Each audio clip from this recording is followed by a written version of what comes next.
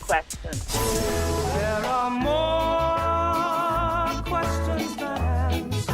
Radio Cayman's Talk Today. If you're ready to talk, we're willing to listen. Well, I really enjoy this program today. Cayman Islands' foremost listeners participation program. May God bless every person.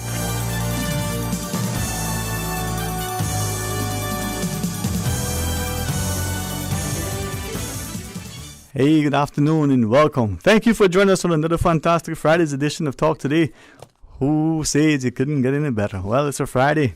That means what? Well, yesterday was Thursday and tomorrow's Saturday, so what happens in between? Friday. We will invite you to be a part of our discussion as we want you to have your say. You may not have your way, but you can have your say, especially on Talk Today. 949-8037, 1-800-534-8255. Share your thoughts with me. Stay tuned for Talk Today. Talk Today is brought to you by Subway, open 24 hours in Countryside, Anderson Square in Georgetown, and Centennial Towers in West Bay. And by the Ministry of District Administration, Tourism and Transport. Explore your history, explore your land, explore your sister islands. And Savannah Pharmacy in Countryside Shopping Village, convenient opening hours including Sundays and holidays. And Royal Fidelity Bank and Trust, money at work. Radio Cayman's Talk Today, the Cayman Islands' foremost listeners participation program. We ask our listeners to avoid statements or comments which are abusive, derogatory, malicious, or defamatory. Do not use any indecent language or make any statement which is false or misleading. Email talktoday@candw.ky or call 1-800-534-8255. Courtesy of Flow. Cayman's #1 network that connects you to your world like never before. Let your voice be heard. Once again, here's your host, Sterling Dwayne Ebanks.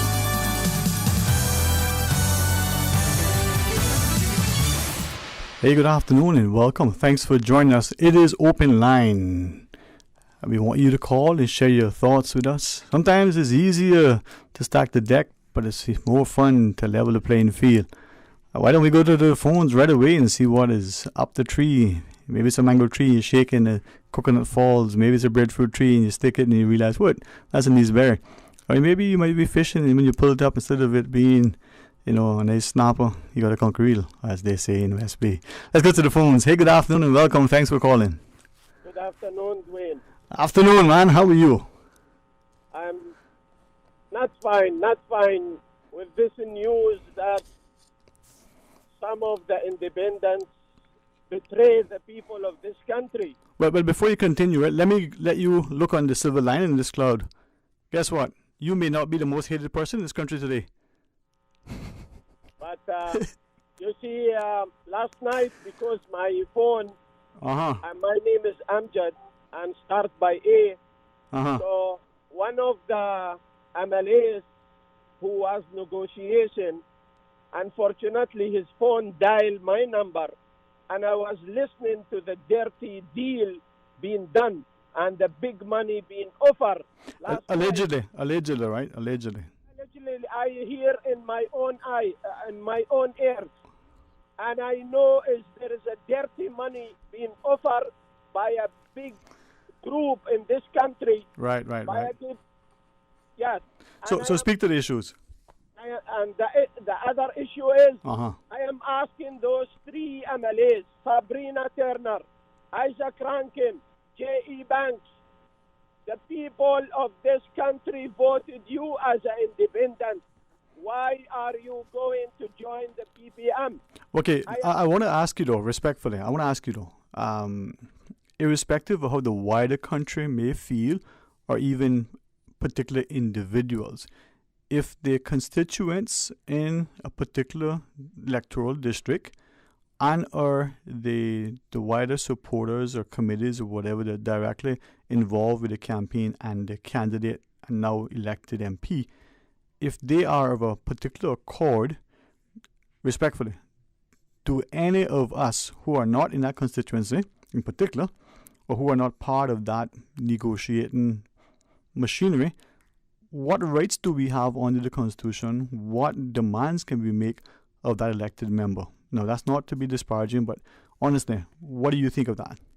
Yeah, Dwayne, first, when the people of Prospect elected Sabrina Turner. They are rejected the BBM. But how can we say that? Because the majority of the people vote for the independent candidate, never vote for the BBM candidate. Okay, across the board, you mean? Across the board, in all the districts, you feel that may be justified. They got 7 or 8 people of the 19, so that might be a justifiable comment. Yeah, okay. Also, the majority of the people of Northside did say we want independent candidates to be representing us different from the old representation from before. And we want us a new start. And then surprise us now that J.E. Banks want to join PPM. What is if J.E. Banks, or with my respect, I supported this election, J.E. Banks, and I stand with him. But I will not stand with him if he go against the will of the people of this country who voted for independent candidates. So I want to ask you something. Well, actually, I want to ask you 2 things. But the first and most obvious, you were very, very publicly opposed to the then elected member for Northside, Mr. Miller. And on election night, you were celebrating Mr. Eubanks' victory, as is your right. But you knew what would have probably transpired, and I want to congratulate Mr. Eubanks publicly, and as I do all of the elected members, and in particular the voters, for being so civil, being so responsive, and going out and engaging and casting their ballots. But just to you specifically, now you're saying, well, if Jay did this, so would not your sort of position be cemented had Mr. Miller been re-elected, knowing that potentially he may not have entertained what you're thinking Mr. Eubanks is now entertaining? I hope Mr. Eubanks hear my voice now and he listening, because last night I tried call him, but I don't get through to him. But I am telling you, there is a big objection. If Mr. J.E. Banks want to be one-time MLA, like Austin Harris, Alva Sekou, or others. Mr. Sekou had 2 terms, you know. I mean, like Austin and others who serve 1 term. So let him go and join the BBM. And I guarantee him, I will be the first one to stand against him and try to fight against him in Northside, because I don't want J.E. Banks to be only 1-term MLA. I want to see J.E. Banks MLA for many terms to serve the people. Because I want to see this person serving the Northside to his ability, and I want to see him respecting the choice of the people of Northside. And also... all right. So what I'm going to do, right, in the interest of time and other deference to the other callers on there, I'm not going to ask you the second question, but I want to thank you for sharing that view. And we'll see how this thing plays out, right? Call back later if you want, but if not, always message me and share me. Hey, thanks, Amjad. Let's take the other caller, though. Good afternoon. What's on your mind today?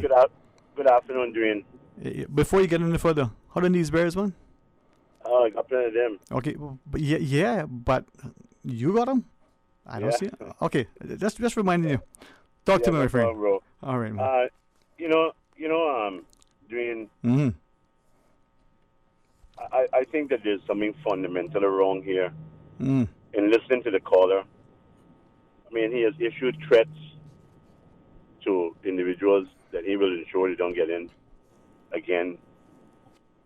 I don't have a stake anyway in this. Right.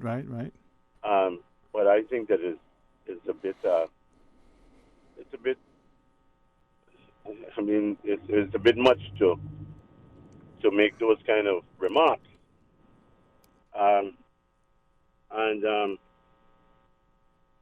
will say to you, Dwayne, that they take. You remember I called your show some time ago when they were talking about independent candidates. And I said, it is very, very simple.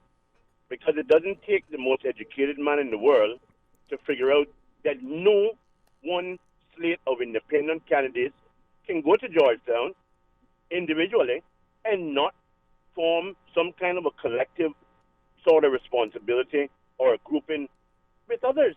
It's impossible. You can't go. You'll never have an independent legislature or an independent parliament. That is not going to work. What the country is in need of is two well-oiled machineries in the party that this sort of thing does not happen again in future. Right? So, I don't think that I don't think that there's anyone who can truly say they're independent. Independent of what? No man is an island, right? No country is truly independent, right? Right, exactly. Okay. So I mean, those persons, as far as I'm concerned, if the persons who voted for all of these people, they should be the ones who would have to say in whatever grouping they associate themselves with. Right? So I mean, this thing about independent, I think that term is being used too broadly and without care, you know. So that's my contribution. Appreciate that, man. You always weigh in with some good points, and if you wish to engage for another minute and a half, you are, I think, to our estimation, a very politically astute individual, and seeing what is transpiring now. Where do you think, one, the voters will sort of move to going forward, not just for the next election, but between now and when there is a swearing in? It could be today, tomorrow, it could be as late as Tuesday, Wednesday, Thursday next week. Do we now sit and let it unfold and then become more actively involved? Do we become disengaged and despondent and decide to throw our hands up in despair and say, you know what, this is just a disappointment that obtains when we have, and we fill in the blank? What is your thought, my friend? Well, Dwayne, the thing is that, I'm reading on social media, people suggesting protests. What is the protest going to do? It only causes unrest. There is nothing, as I read and the little understanding I have of the Constitution, where any protest can remove any elected official, right? I mean, I just don't get it. I don't get what you're protesting. This is something simply, it's got to be sorted out by the members that have been elected. There's those of us who went to the polls and voted for persons. Some of us got our choice, some of us didn't. But we voted for our choice, and we put faith in them to go and form whatever grouping, because there was no clear party. There was only one semblance of a party, which was PPM, right? The Progressives, and there was no other semblance of any party. The rest called themselves independent. So when you voted for them, you had to understand they would have to form some grouping in order to get the business of the country done. Yeah. And I think that is first and foremost. Exactly. If I could ask, maybe not direct of you, you can wish, if you wish, you can respond, but just a question that I've been feeling for, I don't know, since the election, since the polls closed, but certainly since we got off the air on Wednesday evening, or as it were. So a number of people asking, some of whom maybe a little bit more informed politically, and others just questioning because we've been discussing the Constitution and laboring on the Westminster model, where there is presumably a party system entrenched. Some have asked the question, well, is it that the grouping, the party, whatever that's called, that comes together to say, okay, we are now going to form the government? Isn't that then for the remaining people to say, okay, well, you put it together, we'll respect the process and not contest it, not go about doing whatever it takes to sort of undermine or pull away from that thing? I don't know how we would respond. On the face, it would seem, well, yep, that's the process. If that is the process under the Westminster model, is it then for the UK through His Excellency's office to say, okay, you've come to me, this is what it is, now let's move forward with it, and then everybody else just respects it, and at some point between now and the next election, whether it's an early election like we've seen now, or it's a appointed time, the government in the waiting, the opposition, for want of a better word, can orchestrate to unseat the government through some sort of measure to remove the sitting premier. If that is what it is in the Westminster system, why has that not transpired, and why has the UK, through its mandate for good governance, not insisting that it has to be respected? The first to come to the table with an agreement of sorts is the ones that we will install. Yeah. What is your thought on that? I don't agree. That's one that I really can't have any great deal of discourse on. Didn't haven't really given it a thought. But I hope and pray that we get like-minded people that come together and form a government that would continue to work for the people of the Cayman Islands. Okay. And that's just my thought process, Dwayne. Great. Well, thank you, man. For the time you're giving me, and have a great day. You too, man. And I'll ask the second question later, but thank you for that. And the guys on the other side of the board with the real power to dictate whether we're on air or not and how good it is. Always gracious and grateful to them. Let me see if I take the cue. Are we going to the phones or are we pausing? Well, my good friends. And I got a message from a wonderful listener who was so grateful to offer up some baked cassava cake. I certainly will. I've received the message and I will give the call. Hey, we got some great people in this place, man. Let's go to our phones. Hey, good afternoon. Welcome. Thanks for calling. Okay. Hey, listen, you know what? Sometimes they're connected with the two, the string doesn't always keep. What do you want to do, Lynn? Let's pause it up or let's keep talking, man. All right, let's pause and take a break. And when we come back, I'll be here. Will you join me? Stay tuned for Talk Today. A caring and community spirit, cherished family and cultural values. These are some of the things that still embodies the Caymanian way of life in the Eastern Districts today. Savannah Pharmacy, your neighborhood pharmacy, located in Countryside Shopping Village, is delighted to offer products and services of real value. Whether it's catering to your family's medical needs or carrying apparel, gifts, and beauty products, Savannah Pharmacy provides you with more than just prescriptions. Remember, they're always just around the corner with everything your family needs and convenient opening hours, including Sundays and holidays. Savannah Pharmacy. For more information, call 946-3336. Freedom, Cayman Brac. Freedom, Little Cayman. Soft breezes, blue waters, no traffic. Unwind and rejuvenate your mind, body, and soul. Sister Island Staycations, a taste of freedom. Discover all that our sister islands have to offer.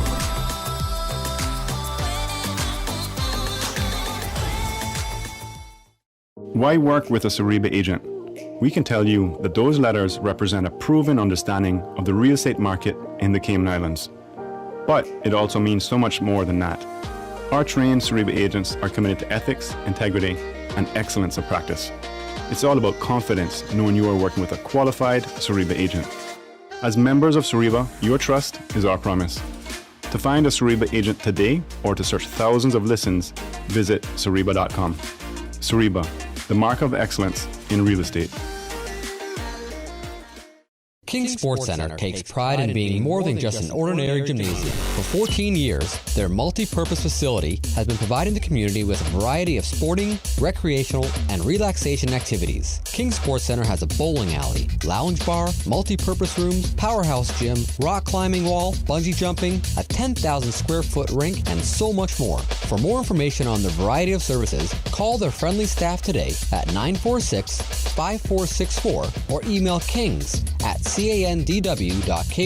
or visit www.kingsportscenter.com. King Sports Center, your one-stop shop for fitness, recreation, and relaxation. Talk today. But I do have some questions.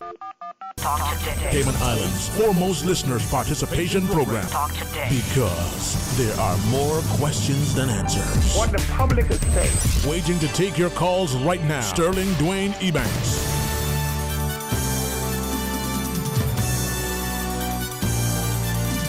Hey, good afternoon and welcome back. Thank you for joining us here on this edition of Talk Today. It's going to be open line 949-8037, 1-800-534-8255, or you can WhatsApp 925-3261. Number of WhatsApps that we want to share with you as we engage our listeners on the phones, as that is probably the most direct and certainly a way that we can hear from you, without having to go through the middleman, as it were. So let's pick up this first WhatsApp. Let me pull it up here, and then we go to the second one. A very astute, involved, engaged, respected lady weighs in with this comment. So I believe that Mr. Panton should speak out and negotiate on behalf of the voters. The people wanted independence. They will lose faith if no independents are able to form part of the government. We should have a good mix and balance of qualified individuals to form the government. It should not be all progressives. People voted and wanted a change. All right, let's go to the phones. Good afternoon. Welcome. Thanks for calling. Good afternoon. How are you today? I'm not too bad. And yourself? Blessed and thankful, man. Glad to hear from you. Thankful always, yes, to be in the beautiful Cayman Island. Amen, brother. Amen. I should call myself now a senior citizen. I'm almost 64 years of age. I just have one thing to say to all of the representatives of the people, whoever they are. Yeah. Stop getting on your platform and saying, we're going to do something now for the Caymanian people. Mm-hmm. Because we have been hearing this for many years. Mm-hmm. And Bob Marley said to me in one of his songs, you can fool some people sometimes, but you can't fool all the people all the time. Come on, I know you can sing it, man. Sing it for us. What are you trying to tell us? Yeah. Regardless of, we have opened our doors and accept people here from all over the world. Mm-hmm. That's how nice we are as Caymanian people. Mm-hmm. But when you're telling us that you're going to do something now for the Caymanian people, and I'm hearing this every 4 years, sometimes I know myself good, what are we really telling the people? So what then, are you, in your opinion, what then should we as voters and we as civilized, civic-minded, respectful, respectable people to do? The elected people have now come together in some format to set about forming the government. Well, what I'm saying is that if we're doing things to help the people, whatever it is, whatever the economy is bringing in, whatever is happening in the country, whatever businesses or whatever we are doing to make people's lives better, let's have a ripple effect. We're not saying that somebody can't be rich. We're not saying that somebody can't be well off, but we got all different classes of people. We got rich people, middle class people, poor people here in the country. You know, a lot of people here are suffering because they didn't get a good education. They never had opportunity to get a good education, and because of that, they can't hold a real top job to make top dollars or anything like that. But there's a lot of people in this country and that came from abroad, Caymanians also, who's making a lot of money. And it should be a ripple effect. It should go on like what the emperor in Italy did years ago. When he was bathing, his father was bathing with good water, nice fresh water. So right. he wanted to find out how he could get this water to go to his people who works very hard.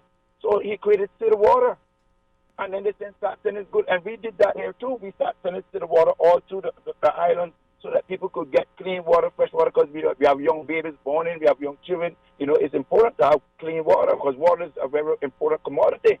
You know, so that can be with everything.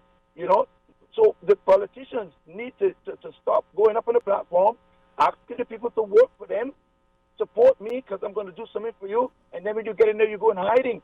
And also, not only just them go in hiding, you got to also be the people who work for them because they the voters. Years too. Yeah. The voters just go sit back and hope and hold out their hand, hoping that somebody's going to come and bring something for them. All right. So if I can then ask you, and I want to make this very, very deliberate and as clear as possible. Nobody, not you, not me, and nobody I've heard so far, is saying anything about being uncivil or in a civil disobedience or anything. They're just saying, hey, we thought this. And some of it is probably that they were, in their minds, misled, but some was because they weren't paying sufficient attention, right? So let me ask then, in that vein, given that our Constitution does not have a right of recall, and given that the people seemingly right now may be emotionally charged, maybe frustrated, maybe feel a bit, if you permit the word, deceived, misled, what do we do? Do we just say, well, you know what, it is what it is, or do we say, wait a minute, this is not what I thought it is, and let's go about and do what we think is the thing to do. Get organized and start to make a public demonstration. Again, in a civil, respectful, responsible manner. What of those two scenarios would you suggest should be the course of action? I attended a course one time, and it was all about getting people to do giving a role. So we give you a role on the radio to be a talk show. You have a responsibility, and if you're not doing what you're supposed to do, I'm going to come to you and say, Sterling, you need to do what you do your role. Right. And if you're not doing it, if you don't do, or you're not capable of doing it, I'm going to have to remove you and find somebody else. Our people need to be strong enough to do that. If you're not, don't wait for 4 years. Okay. If you're not pulling your weight there, and that's what happened. It's a democratic thing, as Mr. Steve said, it's a democratic thing that we have that, so we got to sit down. Let me then ask you then, based on what you just shared, and I don't like to use me as an example, but I'm okay in this instance. So I am appointed like the civil servants, subject to the rules of the civil service and the operating protocols and all those things, right? So you as the listener, as a voter, even as my parent, spouse, child, even my barking dog, you can't remove me, right? So then are you saying that as the public, you make your voices known and say, we don't like him, and put pressure on the civil service to say, take that guy off the air, man, he's just messing up? Is that what you do? Well, if why keep somebody on the job? I don't know if anybody will stay on the job. I know a lot of people lose the job. I know a lot of people get fired. Right. When you're on the job and you're not pulling your weight, you're not doing what you're supposed to do, you're not playing your role, they fire you. They find somebody else to do the job. Right. No, and I hear you. And I think that most people would say that politicians respond when voters actively engage them and give them their perspective. The voters say, listen, we need you to do this or not do this. So if I'm hearing you correctly, like in my instance, you make your voices known as to the like and dislike. The consumer votes with the consumer's money. We're not going to shop in that store for whatever reason. Maybe it's the practices of the business. Maybe it's the selling customer service that they receive, the uncleanliness of the business premises. And if it's an appointed role like a civil servant, maybe representation is made to the civil servant, service hierarchy to say, well, this is not good. I think your point is valid, but are we as voters willing to speak out to the now elected government, whether today, whether a year from today, whether a day before the next election, and say, hey, we're not happy with this? But do you think we have that courage? Because we have been accepted, we have been sitting down for too long and waiting for 4 years for them to do something, and we've got to start holding them accountable now. And when I look at the panel, when I look at the people that got elected, it was some good people who never got elected. Right. But when I look at the panel of people who got elected, we got some very bright, like I heard you say, well, we have some very bright people in this country. And when I look at the panel of people that we selected, there are some very bright people. There's no way that nobody in the Cayman Islands should be suffering these 3 beautiful islands. In fact, 4. But islands in like 2. But let me then ask then, right? Is it then that the politicians, whoever they may be, when they're elected, and B, the group that we call the special interests, we'll just label them all together, that they are sufficiently confident that to date, the voters will never organize, will never protest, will never speak out, will never let their voices be known, will just be like sheep laid to slaughter and will sit quietly and grumble and complain and will never do anything. So they, the voters, they, the special interests, can dictate what happens, because we as voters, as a population, just grumble and complain and beat up our gums under the mango tree and sit under the coconut tree and hope the dry coconuts don't fall, because they know that we won't do that. Is that what it is? They can act with that way because we don't have what it takes to do what needs to be done. We're afraid. We are like this. We talk about you behind the back, but when we come in front of your face, we go in over and smile and give a plastic smile. And some of us who's willing to speak out, we hold that person as a bad person. We label him as a bad person. We label him as a troublemaker. Radical. All kind of things. People need a voice sometimes. And that's why they have crucified a lot of the prophets. They crucified a lot of the prophets because they were speaking the truth. They and if you go back in history, it repeats itself. They crucify people when they tell the people the truth. Right. And let me tell you something. I gotta say this to all of the politicians that's in there. I don't care who you are, right? Stop promising the Caymanian people that you're going to do something to them because you can fool some people sometimes, but you can't fool all the people all the time. And one day, the bucket going to go to the well, but the bottom going to drop out.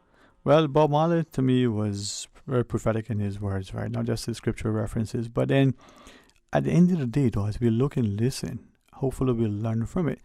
And as a people, are we paying sufficient attention? I mean, Bob Marley talked about get up, stand up. He talked about, the bucket going to the well, as our old people would remind us. But then, as a people, do we have the courage? Are we sufficiently motivated, organized, and do we have the presence of mind, the civility, and what is it where people tell us? The gumption to do the right thing. Friend. Sterling? Yes, sir. Hope they're listening. Well? Hope they're listening. And I tell you one, they've got to stop getting up on the platform and guarding each other, rating each other, being like a crabs in a barrel, pulling each other back in, and we're not going. Every time we try to get out, we're going right back in. Let me tell you something. One of these days, it's not going to be like that anymore. But what is it that we all? I might not be around to witness it, but I'm telling them now, if they don't want they better take care of these beautiful islands. What we got. Look here, the rest of the world want to be here. Everybody wants to come here and live. People, I walk around and I don't even know some of the people. I can't even identify people here in this country anymore. Right. But listen to me. Open our doors, man, to these people. Yeah. Remember what we're told, right? A promise is nothing but a comfort to a fool. Right? Thank you. So are we as a people, and this is not intended to be inflammatory. Maybe it's informative to some, but we need to have respect, as you shared, for each other. We need to be able to understand that as we elect people, that we don't just want them to have a nice title. An organization might give you a job and they may give you a wonderful title, but at the end of the day, you need a paycheck to go along with that responsibility. You need the authority to go along with that level of accountability that you've been assigned. Now, some of us are happy to be called a chief cook and bottle washer, but to be paid a pittance. Some of us would say, I don't care what you call me, just put the money in the bank. Where are we? I mean, clothes don't make the man, but yet some of us have no style, no substance, but we think we're, the best thing since sliced bread. So, tell me, man, where we go? Yeah, man. Like Mr. Steve said earlier on, every organization needs a leader, a good leader. We must have the leader, but the leader must lead by example. You're not a good leader if you're not leading by example. So I'm just hoping that the leaders, all the great leaders, because I'm friends of all of those people I see up inside there. I know them personally, and I know they have the ability to lead us the right way. Stop playing the politics and take care of the people so that we can live in a country where the rest of the world can look at us as an example. Well, then the only question that begs to be asked and answered, what are we going to do now? Well, hold them accountable. How? Well, get out there and make your voices be heard. When? Stop sitting in, right now. All right. So are you prepared to And I know it's other people want to get onto the radio to talk. So I listen to me. My voice is going to be heard. Yeah. So, but I'm only one voice in the wilderness. I don't want to be that one voice in the wilderness. I want to hear other people speaking out. Okay. I don't want to go putting myself forward, and when I look, all of my friends is going to be the shirt back full of wind because they run away. But isn't that a challenge, right? Sorry, I don't mean to interject, but isn't that a challenge that we hear and we say, if not now, when? If not me, who? But yet none of us are willing to stand up to the plate. And when, like you said, when somebody does, they are not supported, they're castigated, marginalized, victimized, intimidated, ostracized, and otherwise ridiculed, right? Yet quietly we say, boy, I wish I were like her or him, but nobody stands up. So if nobody's willing to stand up, will anything... Well, I'm saying this now to all of my Caymanian people, stop running up your mouth and step up to the plate. Yep. That's my thing to all of my Caymanian people. Step up to the plate. Don't be complaining. I worked with a man one time, and he said to me, Gilly, every time I hear people complaining, but no solution. Let's get some solutions, man. Let's get some solutions to the problem. I'm not afraid to make nobody know who I am. Let's get some solutions to the problem. But Coach, and make everybody live a nice little comfortable life in these beautiful little islands. All right. So a man of your influence, a man of obviously willing now to take a stand and lead the charge. If we are hearing that initially there was a collective sigh of relief when the first iteration came around, if, as we are hearing, that there is a collective sense of disappointment, that may stem from a misinformed perspective as to how the political process unfolds. It may just stem from an emotive position. But other democracies are tested and found to be healthier when there's a greater sense of voter participation, which we have at our elections, even though it's down a number of percentage points from historical highs, but also by publicly communicating their approval or disapproval. So if all of that is part of a healthy democracy, why are we still sitting talking about this as opposed to saying, well, Bob Marley say, get up, stand up. Mm-hmm. So, Coach, if you don't lead the charge, how are the team going to take the pitch and win the game? Well, I'm doing my part, and I'm challenging everybody else to do their part. Well, you know what? Well, listen. And if we don't, shut up. Don't complain. If you don't do nothing, if you don't give no solution, you can't make no contribution to the solution. Shut up. Well, if not now, when? If not you, who? Not true? Okay. All right, bro. All right, Coach. Have a good day. Blessings to you, man. Talk to you soon. All right. Well, I listen. My brothers remind me quickly. You say, boy, you don't even sound good in the shower. You can't carry a tune in a wheelbarrow. But I love music. I also love cassava cake and chocolate. But I also love this country, even in a different, deeper, much more sincere way. And I want you to share your thoughts with us. My only sort of counsel is we do so in a civilized way. It doesn't mean that we don't have passion, we don't express ourselves in a very, very fervent manner. But we are civilized, and perhaps one of the most egregious things to me personally is when I see our police in a formation of a military, boots on the streets, high-powered rifles, potentially as if we're some Gaza Strip or some garrison community or some, rebellious people.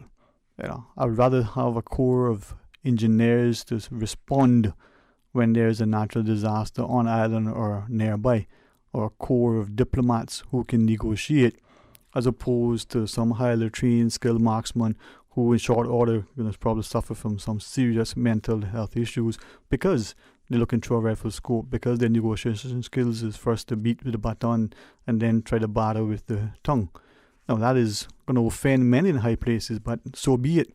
But as the caller just shared, and for many of us who've been coached by him, counseled, and otherwise had good commentary, we need to get up and stand up in a civil, obedient, responsible, respectful manner. And as also to respect that we've now cut the country up into bits and pieces, and the 19 little chips and chops that we've had in our country, that the voters in that area may impress upon the particular elected individual that this is what we want you to do. And that may be by a simple margin of 1, or it may be an overwhelming margin, but there are going to be some people, whether it's the 49 of the remaining 100, or whether it's just the 1, who say, well, we don't like that. But in a democracy, a simple majority is all that it takes. And if we don't like what unfolds, well, you know what? We train harder the next time. We take to the pitch earlier. We strategize better. And we play to win. Again, win with a sense of respect so that you are a gracious winner, as you are, well, don't like to use the word loser, but maybe the next contender. But at the same token, if as a people we don't like what unfolds, then what do? I would ask, and I don't think that there's any risk of this being otherwise, but just in case that it is, I would ask that we think long and hard about doing anything that would give anybody any indication that we're otherwise than a very respectful, responsible, respectable, pure people in a country that has been long admired for its civility, its social harmony, and despite whatever political discord that may have transpired on any campaign or otherwise in the Legislative Assembly, we go back to November the 8th, 2001, when was affectionately referred to it as a coup. Well, it's not. It's just a political process unfolding. We can even go back earlier to when many prominent members sitting in the gallery were expelled from the House when the then speaker says, "We remove those strangers from the house," an archaic word that was used simply because we did not know at the time that that was the language. We even may go back to Motion 390, when all of a sudden we saw the change. Again, some of us may know a little bit, may remember more, may have been perhaps educated a little bit better relative to some of the parliamentary process, but even that is insufficient and insignificant. They say a little learning is a dangerous thing. All right, well, we got a news looming. We have to take the break, Mr. G? Or can we take the caller before we take the break? We got to take the break. And we're going to take the news. And if you're on the line, may I invite you respectfully, please stay on the line. If you can't, give us the number. We'll call you back. Stay tuned for Talk Today. We are in an age of exponential change. The world is experiencing a technology boom where innovation is at an all-time high. What does this mean for small island nations? How can we adapt to the emerging digital revolution? Join 900 delegates from 3 Caribbean countries at one regional event to tackle the theme, Global Digital Disruption, Threat or Opportunity. The virtual RF Economic Outlook Conference happens on May 6th. Register today at rfeoc.com. Things just got a bit hotter on island. Come in today and order the new spicy Korean subs at Subway. They're sweet, spicy, and especially satisfying. Stop in and try the pulled pork with spicy Korean sauce, or the chicken with spicy Korean sauce. And you can message WhatsApp at 929-4658. Order online or use Let's Eat or the Bento app. The spicy Korean subs at Subway in 2 flavors, extra saucy and extra spicy. Subway, eat fresh.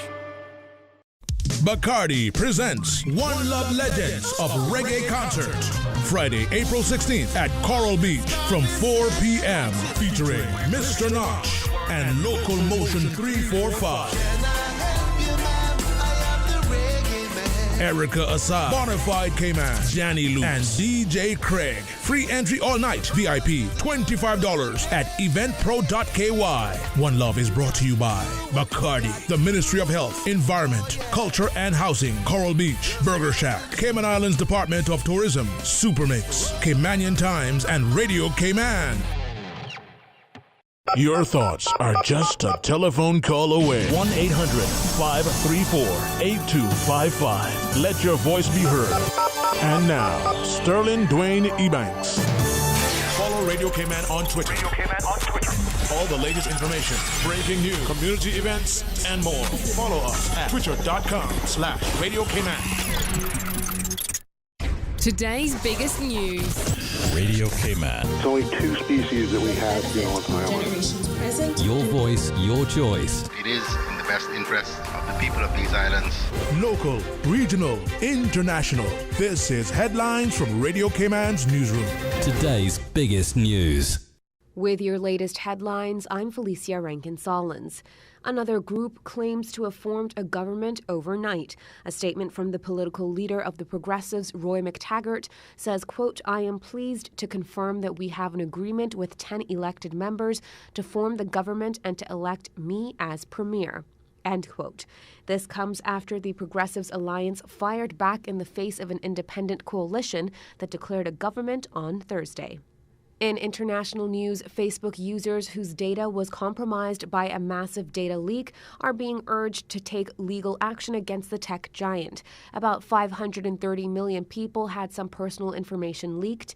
A digital privacy group is preparing to take a case to the Irish courts on behalf of EU citizens affected. Monkey embryos containing human cells have been made in a laboratory, a study has confirmed. The research by a U.S.-Chinese team has sparked debate into the ethics of such experiments. The scientists injected human stem cells, cells that have the ability to develop into many different body tissues, into macaque embryos.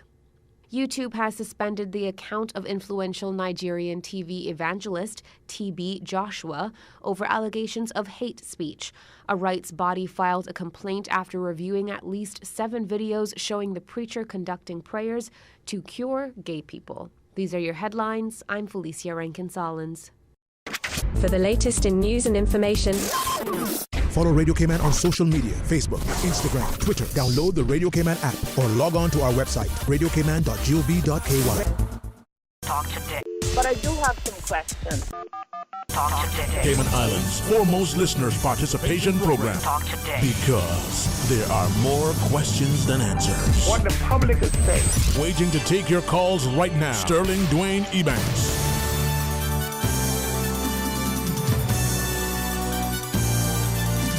Hey, good afternoon and welcome back.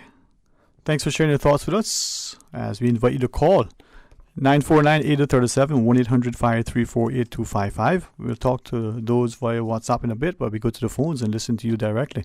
Hey, good afternoon. Thanks for calling. Sterling. What's happening today, man? Oh, what are you saying, brother? Give God thanks to see another beautiful Amen. In a beautiful island that they're trying to destroy. Let me hear from you, man. Hopefully. Sterling, Yes, sir. Two questions. Come on. Yeah. You're a smart youngster. I know calling you old, man. You're a smart youngster. I'm young and I thank you for the yes, sir. You're a smart youngster, right? Yeah, man. Check around the world, right? Mm. This up to this day, right? This COVID-19, right? Mm-hmm.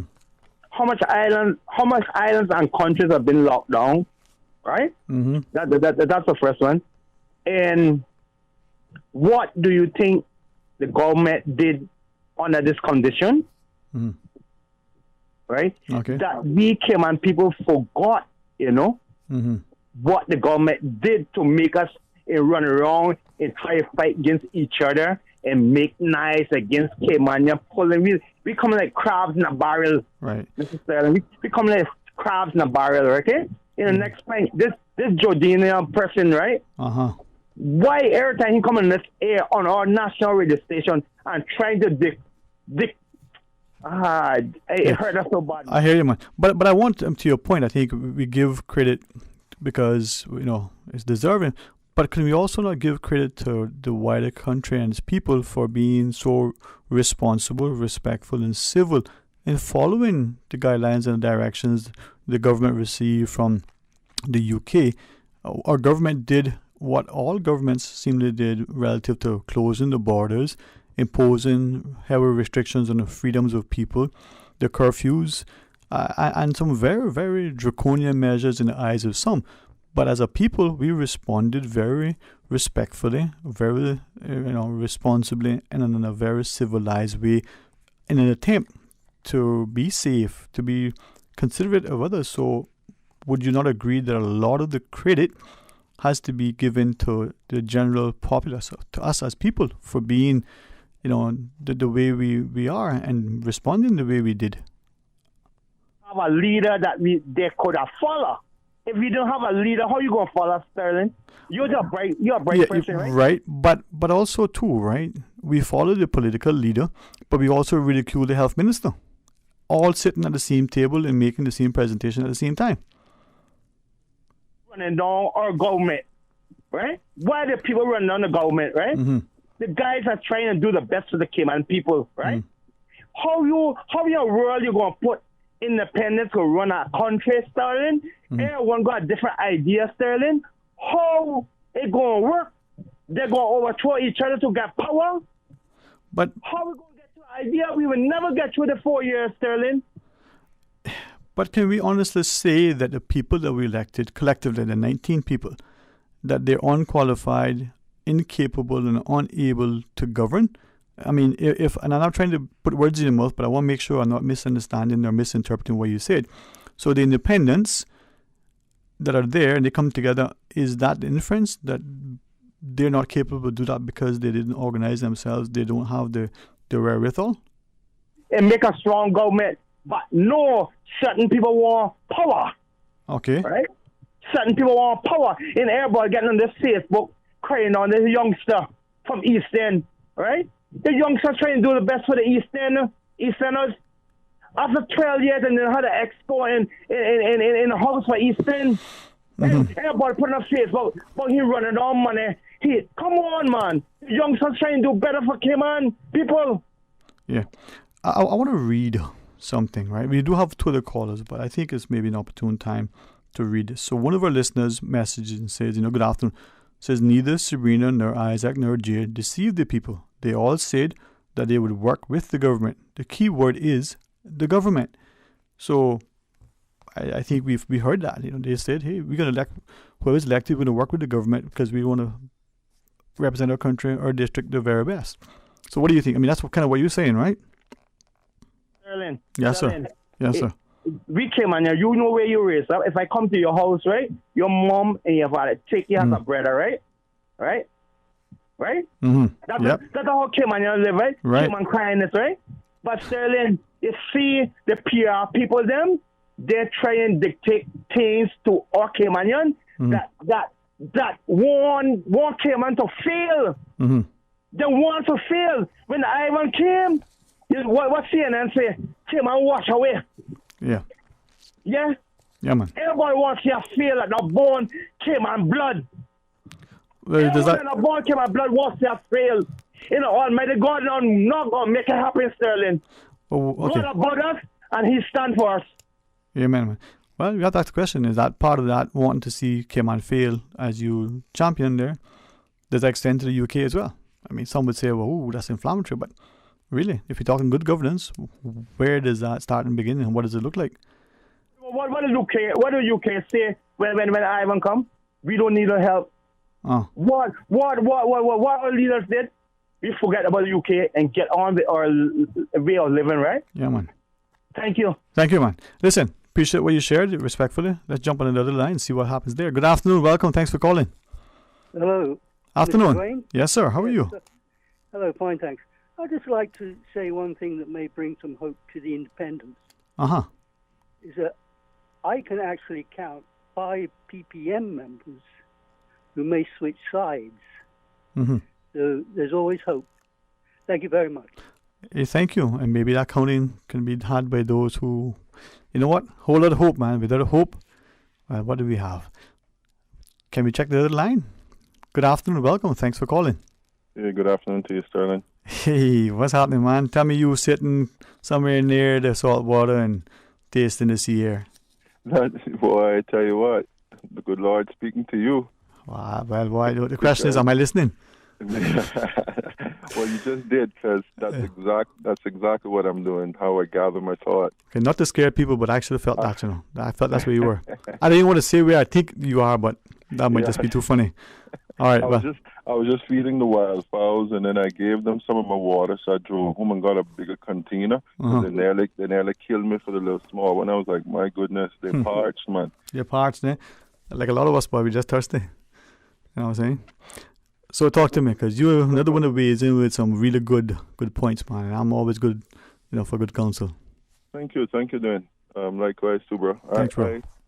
I struggled to call today, to be honest. I've been dealing with a lot personally, and have been very mum during our election season. Except I was busy on the ground doing it where it matters. But what I'm saying, we want to ask you to talk about that.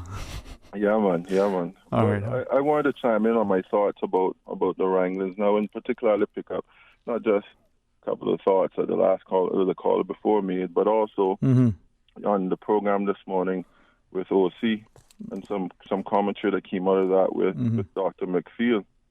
And it kind of bothered me a bit. And I said, I'm going to call Sterling and speak with him on it. So, yes, sir. There was the whole thought that was brought up about.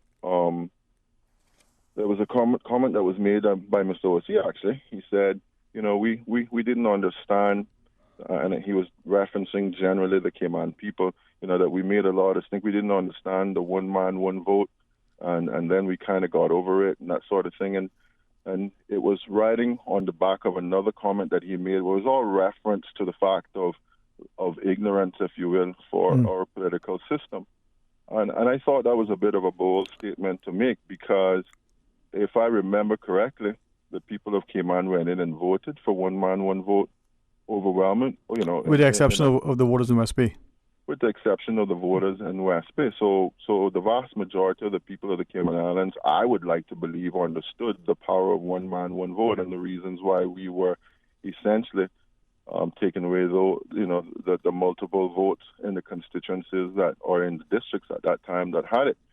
And so, I don't think that our understanding of our political system should be downplayed. And I think Mr. McFeel was also making the point about, he made the broader point that basically our Constitution now is written on the on the whole party system and having an opposition. But Dwayne, when I throw that thought, or when I throw that statement to the question that the gentleman asked the caller before the last, he said, Dwayne, how can independence form a government? Well, you're old enough to know that prior to our current system, that's how we elected officials. Right. We elected them predominantly all independent for the most part, or they were groupings of people, but they themselves went in there and voted and determined who would be leader. There was nothing new to that. There was also the statement made that, we have an ignorant or backward system, or that this wrangling that is happening, Dwayne, is certainly unique to Cayman. That is again very broad in my view, because disparaging as well.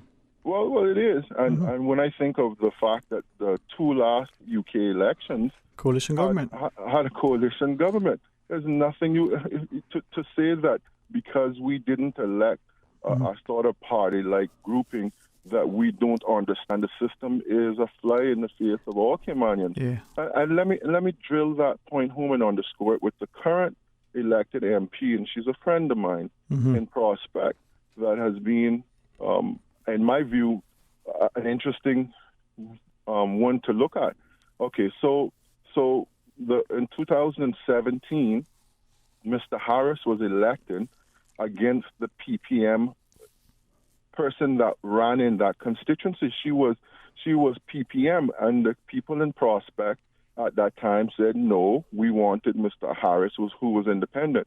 Now, the people in 2021 decided they didn't want Mr. Harris no more, and he declared that he would work with the PPM government. So I don't understand. You figure that one out for me. Well, I hear you, but as we just read from one of our listeners who said, hey, wait a minute, the candidate which you speak to, plus the Eastern MP and the Northern MP, all publicly said they were willing to work with the government, the keyword being the government of the day. So in that sense, should we as the general populace, and in particular the voters in those three respective constituencies, be surprised they're willing to work with the government? And that's what seemingly is transpiring. My recollection of the Chamber of Commerce debate, and if you want to talk specifically in regards to those two members, they actually said that they would work with, we'll see, and in particular, I'll go back to Ms. Sabrina. She said, we'll have to wait and see because she can't predict that, but whoever it is that the people send there, she'll be willing to work with. I don't recall her specifically saying that she would work with the government. But, the reality of the bigger point that I'm trying to make, though, is that how do we then say that the people of Prospect don't understand what it is that they were voting for when they voted for her, or in the case of Mr. Austin in 2017. And he came back and said he was basically a surrogate of the current of the previous administration, the PPM-led government. So to say that they didn't understand that if they voted Sabrina, that they would essentially be taking away a person that the PPM was counting on is a fly in the face of all those voters in Prospect. Yeah, you make a valid point. And I mean, it is just insulting, to be honest. Okay. And the last kind of thought I'll have, bro, is that I'm going to pick up that caller before last. That's I can hear that he was giving props to the previous government on their handling of the pandemic, and I'm one of them. And if anybody was connected to me on social media, I certainly was one of them that gave the government the biggest props. But this election was a defining moment for many, many different reasons. In the case of the gentleman in the East End, I would like to believe that since the East End, I don't think it was based on whether Arden was not the government aligned or not. I just think that the elected gentleman up there identified more with the people, and the people were counting on him. I would just say to those guys, for the first time in a very long time, the Cayman people, I truly believe, was looking, this is my analysis, we're looking for a government that focused on the Caymanian people and not special interests, not the development, not all the big developers that were coming in. That's the government that they were looking for. To say that Mr. Panton and that Mr. Andre and that all the bright minds that were elected that were independent don't understand the balance of development and the likes is, again, just the most insulting comment you can make on the Cayman people. But I think they understood that the Cayman people were looking not for a party-led alliances. They were looking for people who were focusing on their interest and sorting out the social welfare system and sorting out and stop us from becoming this beggar state. Right. And that's what the people put there. Well, Sabrina I think, and Isaac needs to be thinking about that in the midst of their decision. That's just my thought. Right. And as you go, I think the point needs to be underscored that not only potentially it's an insult to the people that are elected, all 19 of them, irrespective of what we may individually think of them, but it's a greater insult and disrespect to the voting populace to say, well, we've elected people that are not capable or willing or able to do the job that needs to be done, including coming together and letting the political sort of rhetoric, remain on the campaign trail and us get on to the issue of governing our country. So I have utmost confidence in the people we elect, and I have even greater confidence in the voters doing the electing. Let me just quickly ask of you, someone asked a question, and how, is this one man, one vote thing working out for us, right? And right immediately following that, someone else posted the question and said, well, wait a minute, now does this mean that we now need to look at a national vote because we have these people in the chipped up little bits and pieces of the country that we've kicked up? And if you can tell that I don't like that one man, one vote, then, well, you can, call me and I can explain to you better. If as a country we don't now have a say in the individual constituencies, because that's the responsibility of the individual voters in that area, until and unless we have a national vote, I don't live in or vote in any other district than the one that I live and vote in. I really don't have much say in those other districts, right? All right. Hey, thanks very much, man. Okay? You there? Okay, bro. All right. I believe I'll take a break. Always appreciate the calls. We got a couple more to take, a couple more WhatsApps to read. Who knows? I may have a job come Monday. Always got work to do. Stay tuned for Talk Today. Radio Cayman is pleased to feature this special Sister Islands historical vignette brought to you by the Ministry of District Administration, Tourism and Transport. Explore your history, explore your land, explore your Sister Islands. The coconut industry on the Sister Islands boomed between 1890 to 1915, with annual exports exceeding 1 million per year. In 1906, the industry peaked, with the Sister Islands accounting for the entire export of the Cayman Islands. A coconut disease had previously killed off all of the trees in Grand Cayman. The industry was so successful that the government of the day went as far as to impose a special export duty. However, on Friday the 13th, 1915, a hurricane of unprecedented severity devastated the island of Cayman Brac, rendering most homeless and decimated 98% of the coconut trees on the Brac and 40% of those on Little Cayman. To add insult to injury, the coconut disease that struck Grand Cayman would soon arrive in the Sister Islands. During the 1920s and 1930s, efforts were made to revive the coconut industry, but the efforts were modest and the industry failed to reach its previous level of prosperity. Information from this historical vignette was sourced from Founded Upon the Seas, A History of the Cayman Islands and Their People by Michael Creighton and the New History Committee. Radio Cayman is pleased to feature this special Sister Islands historical vignette brought to you by the Ministry of District Administration, Tourism and Transport. Explore your history, explore your land, explore your Sister Islands. Wouldn't it have been grand if you had purchased land 30 years ago? It may not be 2020, but a perfect vision has never been more clear. Cayman Brac and Little Cayman, poised for growth with an eye on the future. Your land, your history, your future. Discover all that our sister islands have to offer. a caring and community spirit, cherished family and cultural values. These are some of the things that still embodies the Caymanian way of life in the Eastern Districts today. Savannah Pharmacy, your neighborhood pharmacy, located in Countryside Shopping Village, is delighted to offer products and services of real value. Whether it's catering to your family's medical needs or carrying apparel, gifts, and beauty products, Savannah Pharmacy provides you with more than just prescriptions. Remember, they're always just around the corner with everything your family needs and convenient opening hours, including Sundays and holidays. Savannah Pharmacy. For more information, call 946-3336. Talk today. But I do have some questions. Talk today. Cayman Islands' foremost listeners participation program. Talk today. Because there are more questions than answers. What the public is saying. Waiting to take your calls right now. Sterling Dwayne Ebanks.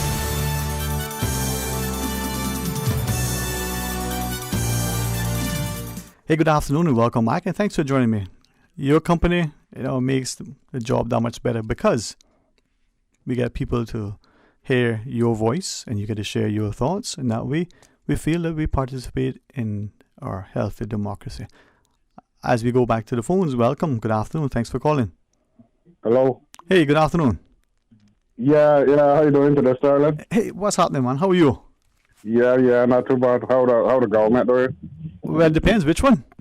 Yeah, that's a good question. Sorry. Yeah, I only called in like 4 years, so. Yeah, so I guess. Yeah, I just want to say, you see, democracy is a funny thing, because everybody's supposed to have rights. Right. Well, let me read you what someone is saying, right? Go ahead and finish your train of thought. Remind me to read you what someone said about democracy. Did the people elect the independents to run the country, or did the people, like what my good friend from West Bay just said, or did they elected the people to work as an alliance with the government that is existing there? That is the foremost question that we have to ask. Okay. All the people, all the independents got to do now that is elected, the 10 of them, is go back to their constituents and find out what their constituents say and what their constituents want them to do. And that would be the end of the case. But now they only got asked them that voted for them, They got asked them that didn't voted for them too. Okay. So, all right, go on. I want to, if you will, I'm willing to engage you, but go ahead. Whatever that answer is, then they got to come back to the public and say, well, my people and my constituency, I must do this or I must do that, and I'm working for my people. Right. And that should be the end of it. That should be case closed. Whether we like that decision or not, we just take it with a grain of salt. That's democracy. Right. That's how I look at it. So we don't need to really getting into trouble and really making it difficult. They're trying to put things on their own head. Right. So we know that Ms. Tara Rivers, when she was first elected, that's what she did, right? She had a meeting and she said, hey, I'm paraphrasing, I've been put in this position where I'm offered a ministerial seat. I'm the first time, elected. Certainly everybody knew that she has the academic, prowess. She's certainly very intelligent. And the voters said, hey, take the seat because you have the ability. We have confidence in you and it'll be great. And she did. So that's what you're saying now, that the elected people should go back and say, what do I do? Because I'm here to serve your interests. That's what you're saying we should do, right? Yeah, that's the most simple thing to do under the system. Right. Because otherwise they would be operating on their own agenda. Them that we just elected would be operating on their own agenda. Okay, so let's say, and this is not aimed at any one of the 19, but just generally, let's say now that the politicians say, hey, I've been elected. And we know we've heard this from many people before, including non-politicians in terms of ever offering themselves for election or ever being elected, right? Who are of the view that, wait a minute, when the person is elected, the person is elected and your right as a voter ends there until the next election, right? I fundamentally think that is wrong. The voter's responsibility only starts after the vote is cast. You help to participate in the democracy by holding the politician accountable, but offering up your level of input. So in that sense, going to the premise that I labor under, if the politicians that they say, well, we're elected, we're going to do our thing, what then should our voters do? Do we, in the absence of a recall provision in the Constitution, what do? Do we just grin and bear it and wait till the next election? Or do we say, hold on now, not today, Bobo, this is what we got to do, and organize and orchestrate and otherwise demonstrate and demand that there is something to frustrate the process that's going to be unfolded in the absence of any action by us? Yeah, I think it's the Constitution is incomplete when it comes to this. Of course. This kind of thing here now. That was a wasted document. If the voters don't have no say, then we might as well don't elect nobody. Just let the governor or whoever elect direct rule people here 4 years. Yeah, man. Appoint them for certain business and don't have no opposition and be a lot cheaper, right? And just function that way. I tell you that it would be. Yeah, man. So we're trying to run a democracy, so democracies should involve the people, And if the people say it's better, you like it or not, the people say, tell their leaders when they're elected, well, do this. If you like it or not, just but where is the... I respect Kenneth Bryan, Yeah. That's why I respect Kenneth Bryan. I call Kenneth Bryan say, I got to get back to my people. Right. But where is the power now? Is the power in the person that's elected, whether that's the premier or anybody else? Is the power in the hands of the puppet master, whether that's the special interest group or the person pulling the purse strings and all the money in the bank they're going to buy off whichever, however we want to be disparaging inferences that we may make? Or is the power in the hands of the people, the voters who say, wait a minute, you are elected, so therefore you are there to serve the interests of the country? Where is that power? Well, that's why each man got defined, and everybody could give a different interpretation to that. Sure, there's the old saying, whoever puts money in the jukebox gonna listen to the song. Well, something to that effect. So whoever pulls the string or whatever, they're the ones that controlling everything. Right. But I mean, that's the thought that we have, Or is it really that way, or do the people have to be involved in it? I mean, what's the secret? If it is that way, if the big big business do run the country and the people not gonna say, then just come right up and say it. Don't hide it from the people. Make it so, But then there's always this cloud. Well, is it really that way? Some of us say, well, it is that way. And some of them say, no, well, it shouldn't be that way. But come right up and talk straight to the people. But so far, we would like to think that we got a democracy and that the people got to say. So, I would just say whatever the people say, tell their leaders to do, then they just go ahead and do it. Yeah, and we just accept what it is, for better or for worse. Right. Me personally thinking, I mean, we know we got Caymanian and smart Caymanians and everything. But I personally think that the independents now are incapable of running the country because they don't have anybody running as these ministers. I mean, that's just my personal thought. Right. And they shouldn't get insulted or anyway with it, because... But the thing is, right, as I listen to you, we can sit down, we can talk now as much as we want. We can even talk a year from now after things have happened. But sitting down and waiting for something to happen is different from getting up and making something happen. So let's say, for argument's sake, the rumor that we're hearing that potentially the swearing-in could take place later today, right? Once the swearing-in happens and whoever is appointed as premier and that premier selects the cabinet, of course the speaker has to be selected, and I haven't heard who that will be. No rumors. Maybe there's something unfolding that we don't know. But if that is going to happen, there's no point tomorrow or next week or next year talking about it. If you're going to do something, do it now. Make hay where the sun shines. I agree, but what can we do other than putting that part into the Constitution that needs to be there? If you go and protest, that might make it worse. Or you get arrested or something. So, I mean, and I don't think that can solve the problem. The problem is it should be simple. Whatever the people say, the people voted me in. We got 19 constituents. Otherwise, they shouldn't make it up into 19 constituents. Whatever my constituents say, I can do. Yeah, man. And I hold it, and I don't hold it against me, and I hold it against them. Hold it against my constituents, and I hold it against myself. And we get everybody get in a town hall. If it's we're not talking about them that vote, we're talking about the whole constituency. That's what I'm saying. This is a slow process. The whole constituency. Vote again in a ballot. Just tear off a piece of paper. How much people we got in here? 3,000 people in this constituency. 4,000 people in this constituency. Every one of them gonna vote and say what I must do. That's the way it should be. Yeah, man. The way it should be. Believe it or not, it's a time consuming and it sounds maybe outrageous and ridiculous, but that's what should be done. Yeah, man. Then that way nobody could say, well, all right then, well, we didn't do what the people say. We did what the majority say.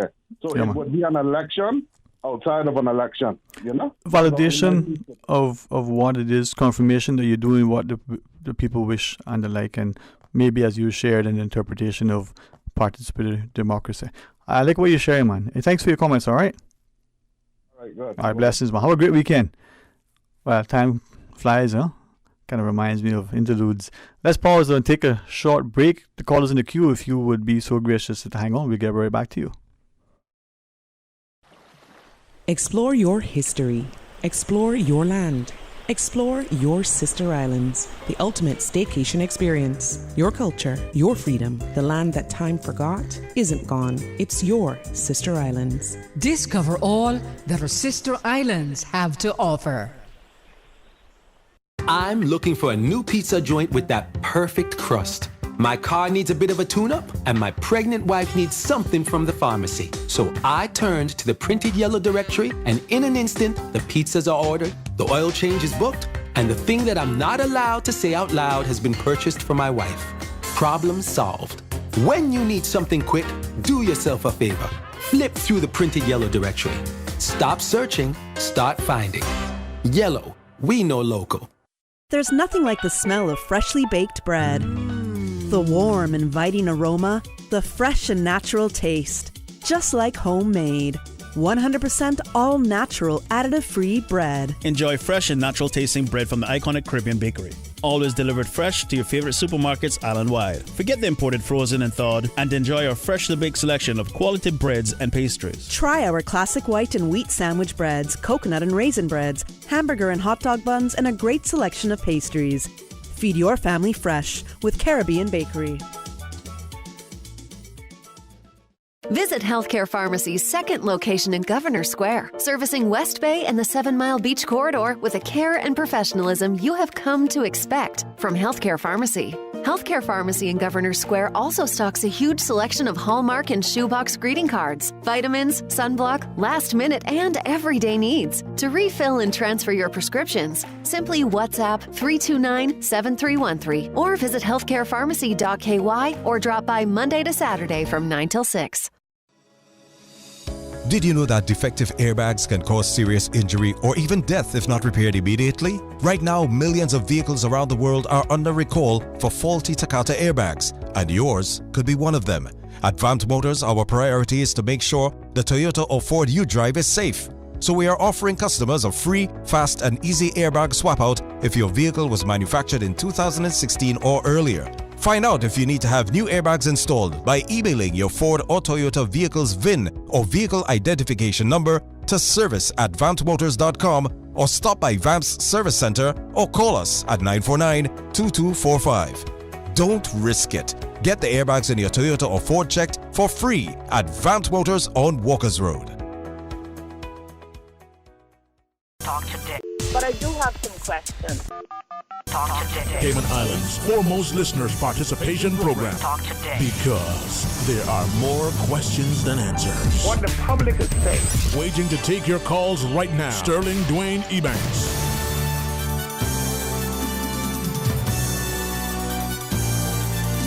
Hey, good afternoon. Welcome back. Thanks for sharing with us as we go straight to the phones. Good afternoon. Thanks for calling. Good afternoon, Dwayne. Okay, good afternoon, man. What's happening? Welcome back. I'm calling you from the demonstration front of Legislation Assembly. We asking people to come out to demonstrate against PPM forming a government. We have a good amount of numbers. Our people are coming forward. More people are coming to front of Legislation Assembly. We need to see every supporter of independence come down to Georgetown. We need to see those people who betray us, betray the people. Isaac Rankin, J.E. Banks. Okay, before you can I ask you just two quick things, please, with great respect. One, just for clarity, is this a demonstration against the PPM forming the government? Is that what this demonstration is? That's correct. Okay, and that's then what I understand from every individual Right. in this demonstration. Okay. And we asking people to come out, Mhm. the supporters of every independent candidate from West Bay, from North Side. all of the districts. Okay. Can we ask you a second question? Sorry, can we ask a second question? So far, you said there's a demonstration against, or in support of the independence or have you, against the PPM and the like. So far, have you seen any of the newly elected members near the Legislative Assembly building, the now House of Parliament? Not yet. Okay. I know they are the independents. They are in some kind of meeting or. That's fine. That's fine. We're not going to get into that. I just wanted to see if there was any semblance of any. How do you put it? We hear that there could potentially be a swearing-in unfolding at some point. Now, I don't know whether that happened today, or whether it's just conjecture and speculation and wishful thinking on the part of others. But okay, so we don't see anything in that vein. This is going to continue Uh-huh. until we have the biggest amount of people. Mhm. We want to see everybody coming out. Go if you don't want to come out, go on social media and Cayman Mar Road and other social media who they are live here and watch the demonstration. Give us the support, and it's in Cayman Mar Road and Real Cayman News. It's live in every media, social media. It's in different Facebook. Okay. We Well, keep us posted as to how the crowd is and the numbers and stuff. So there is now seemingly, according to the report then, that at the Legislative Assembly, the House of Parliament, that people are assembling to say, we want to support what the independents have done. Well, maybe we'll have an official report later on. Thank you, sir. Respectful for that. Can we go to the next line? Good afternoon. Welcome. Thanks for calling. Hello. Hey, afternoon. Dwayne Evans, how you doing? Hey, can I say one of the best slogans we ever heard? No weed, no what? You got it, my brother. You got it. Listen, I hope nobody don't take offense to that, man. But I can hear a good song now coming up, man. You should get Mr. Percy to put one together for us. Yeah, man. Hello, Dwayne. Yes, sir. I called in now to thank the people of the Cayman Islands for supporting me, and the people from Cayman Brac East that stood up. Let me tell you something. I didn't get elected, Dwayne, but for the platform that I stood up on, yes, sir, I started a movement, and 106 people plus myself voted for the truth, for something that is real, and for something that they believe in. Right. Because it was only about believing me, I ran a good campaign, for coming from where I was, and I want to say this publicly, especially young people in Cayman that supporting me all over Cayman. And let me tell you something. The moment it started, and I have 106 people to represent. And I am saying this publicly. The Honorable Minister, Ms. Julia, well, I don't know what her next position could be, but it is in history that she got up on the platform with the PPM, with them, and she said that she, once elected, she would support medicinal marijuana. Okay? You're happy there. You didn't say recreation. But that's what I campaign on. And she waited to the last moment. Like what they do now, I call it the drop ship. But she never jumped no ship. She stayed there. And I watched every member clap beside our ex-premier. They clapped for Julie when she said about the weed, including Mr. Roy McTaggart. And when she said, must put that in your pipe and smoke it, well, listen to me now. How I see it going on now, the PPM will be the government. That's how they look into me. But I'm going to tell this to the PPM, good luck. We all honor win the seat. I didn't win the seat. But you, Mr. O'Connor, you're not going to jump on the ganja train. And you don't jump off it now, you know, because it's moving too fast now. Because when you jump on it, you put fuel in the tank. So I don't know who else will do this, but I'm going to tell you this now. Once the government is sworn in, I'm going to give it 30 days, 60 days maximum. And if I don't hear the talk about the ganja, because you're going to be in power again, well, Elvis Jeffrey McKeewan, I will be representing 106 people, plus myself, 107, and I will be doing a demonstration. And I want all the young people, all of them that you promised now, Ms. Julia, we will be demonstrating peacefully. So, once the dust is down, I want to hear about your big thing. Put it in your pipe and smoke it. Well, I won't put it in my Rizla and smoke it. Right. So, Mr. Elvis, if I can, and I say this because I do not necessarily know that I understand the whole thing, but just allow me to maybe comment without giving any great degree of thought. When you demonstrate and when you continue to advocate, in addition to the recreational aspect of it, maybe give consideration to age considerations, perhaps not just 18, but maybe 21, where it becomes legal to consume, including raising the age for tobacco and alcohol, all drugs, to the age of 21. Yes, sir. Please tell me something. Yes, sir.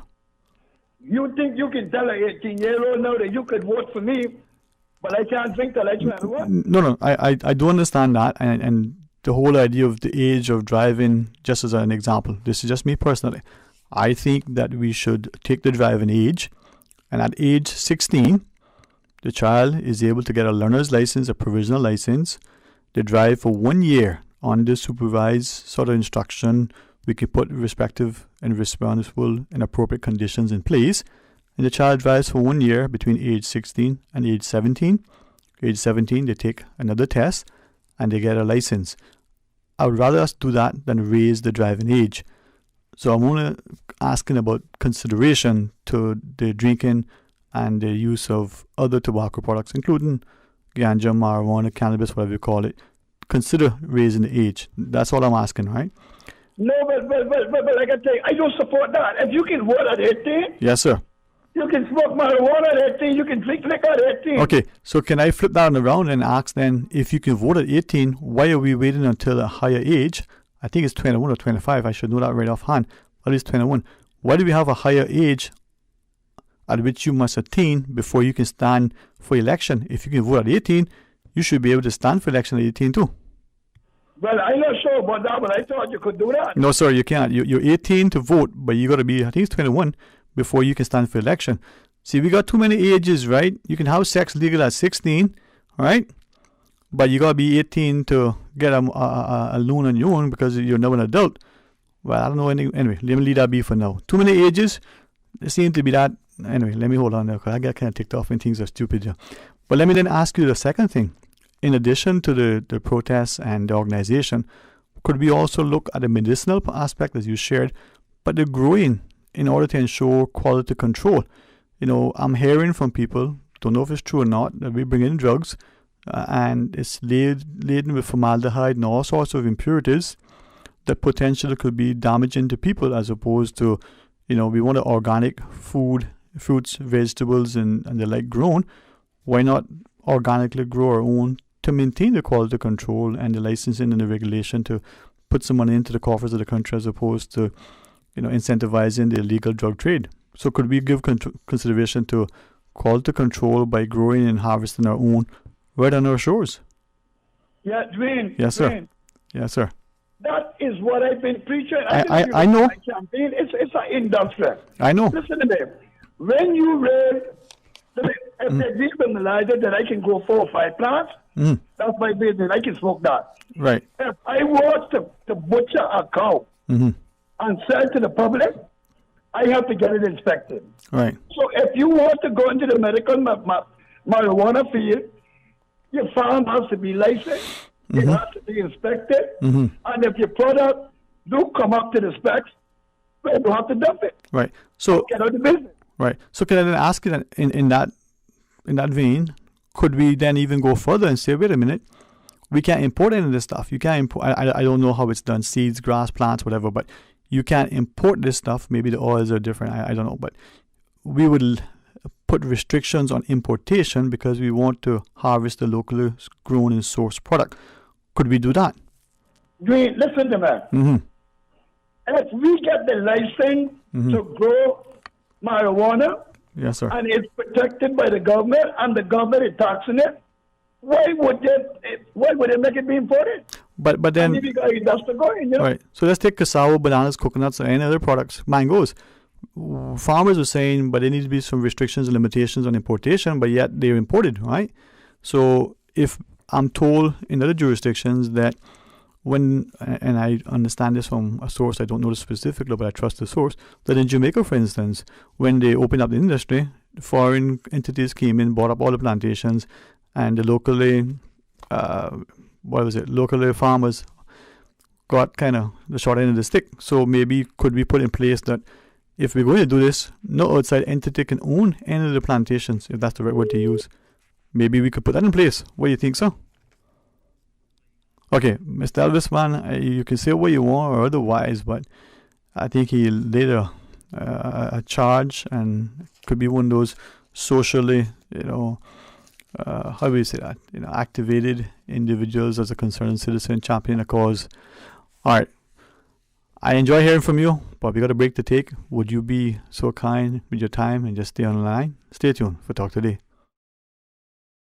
A caring and community spirit, cherished family and cultural values. These are some of the things that still embodies the Caymanian way of life in the Eastern Districts today. Savannah Pharmacy, your neighborhood pharmacy, located in Countryside Shopping Village, is delighted to offer products and services of real value. Whether it's catering to your family's medical needs or carrying apparel, gifts, and beauty products, Savannah Pharmacy provides you with more than just prescriptions. Remember, they're always just around the corner with everything your family needs and convenient opening hours, including Sundays and holidays. Savannah Pharmacy. For more information, call 946-3336.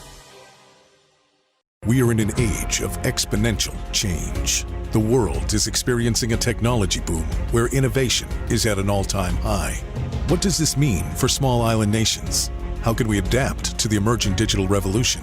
Join 900 delegates from 3 Caribbean countries at one regional event to tackle the theme, Global Digital Disruption, Threat or Opportunity.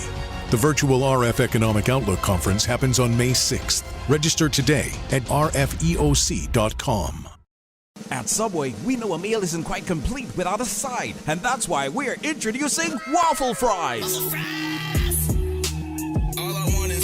Subway's waffle fries are oven-baked softness with extra crispy edge, giving a satisfying taste to be enjoyed as is or in any of Subway's dipping sauces. Order waffle fries as a side item for $2 or make it a meal deal with any sandwich or salad with a 20-ounce drink and waffle fries for an additional $3 or a 30-ounce or bottle drink and waffle fries for an additional $3.50. Subway, eat fresh.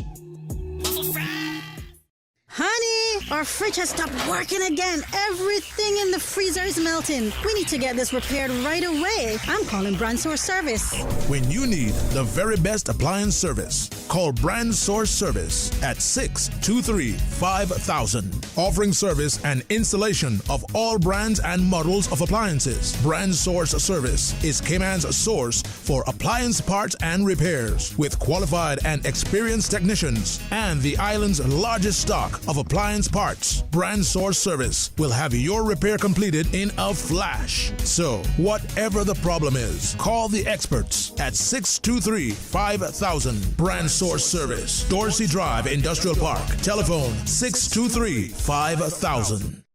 The Cayman Islands Chamber of Commerce Pension Plan. We're here for you. Please be advised that the pension contribution holiday has been extended until 30th of June 2021. Employers and plan members should ensure arrangements are in place for salary deductions and remittance following this date. The Cayman Islands Chamber of Commerce Pension Plan, keeping you informed. For further information, visit chamberpensions.ky, and for information as it happens, follow us on Facebook, LinkedIn, or Instagram. Email admin@pensions.ky or call 745-7630. We're here for you.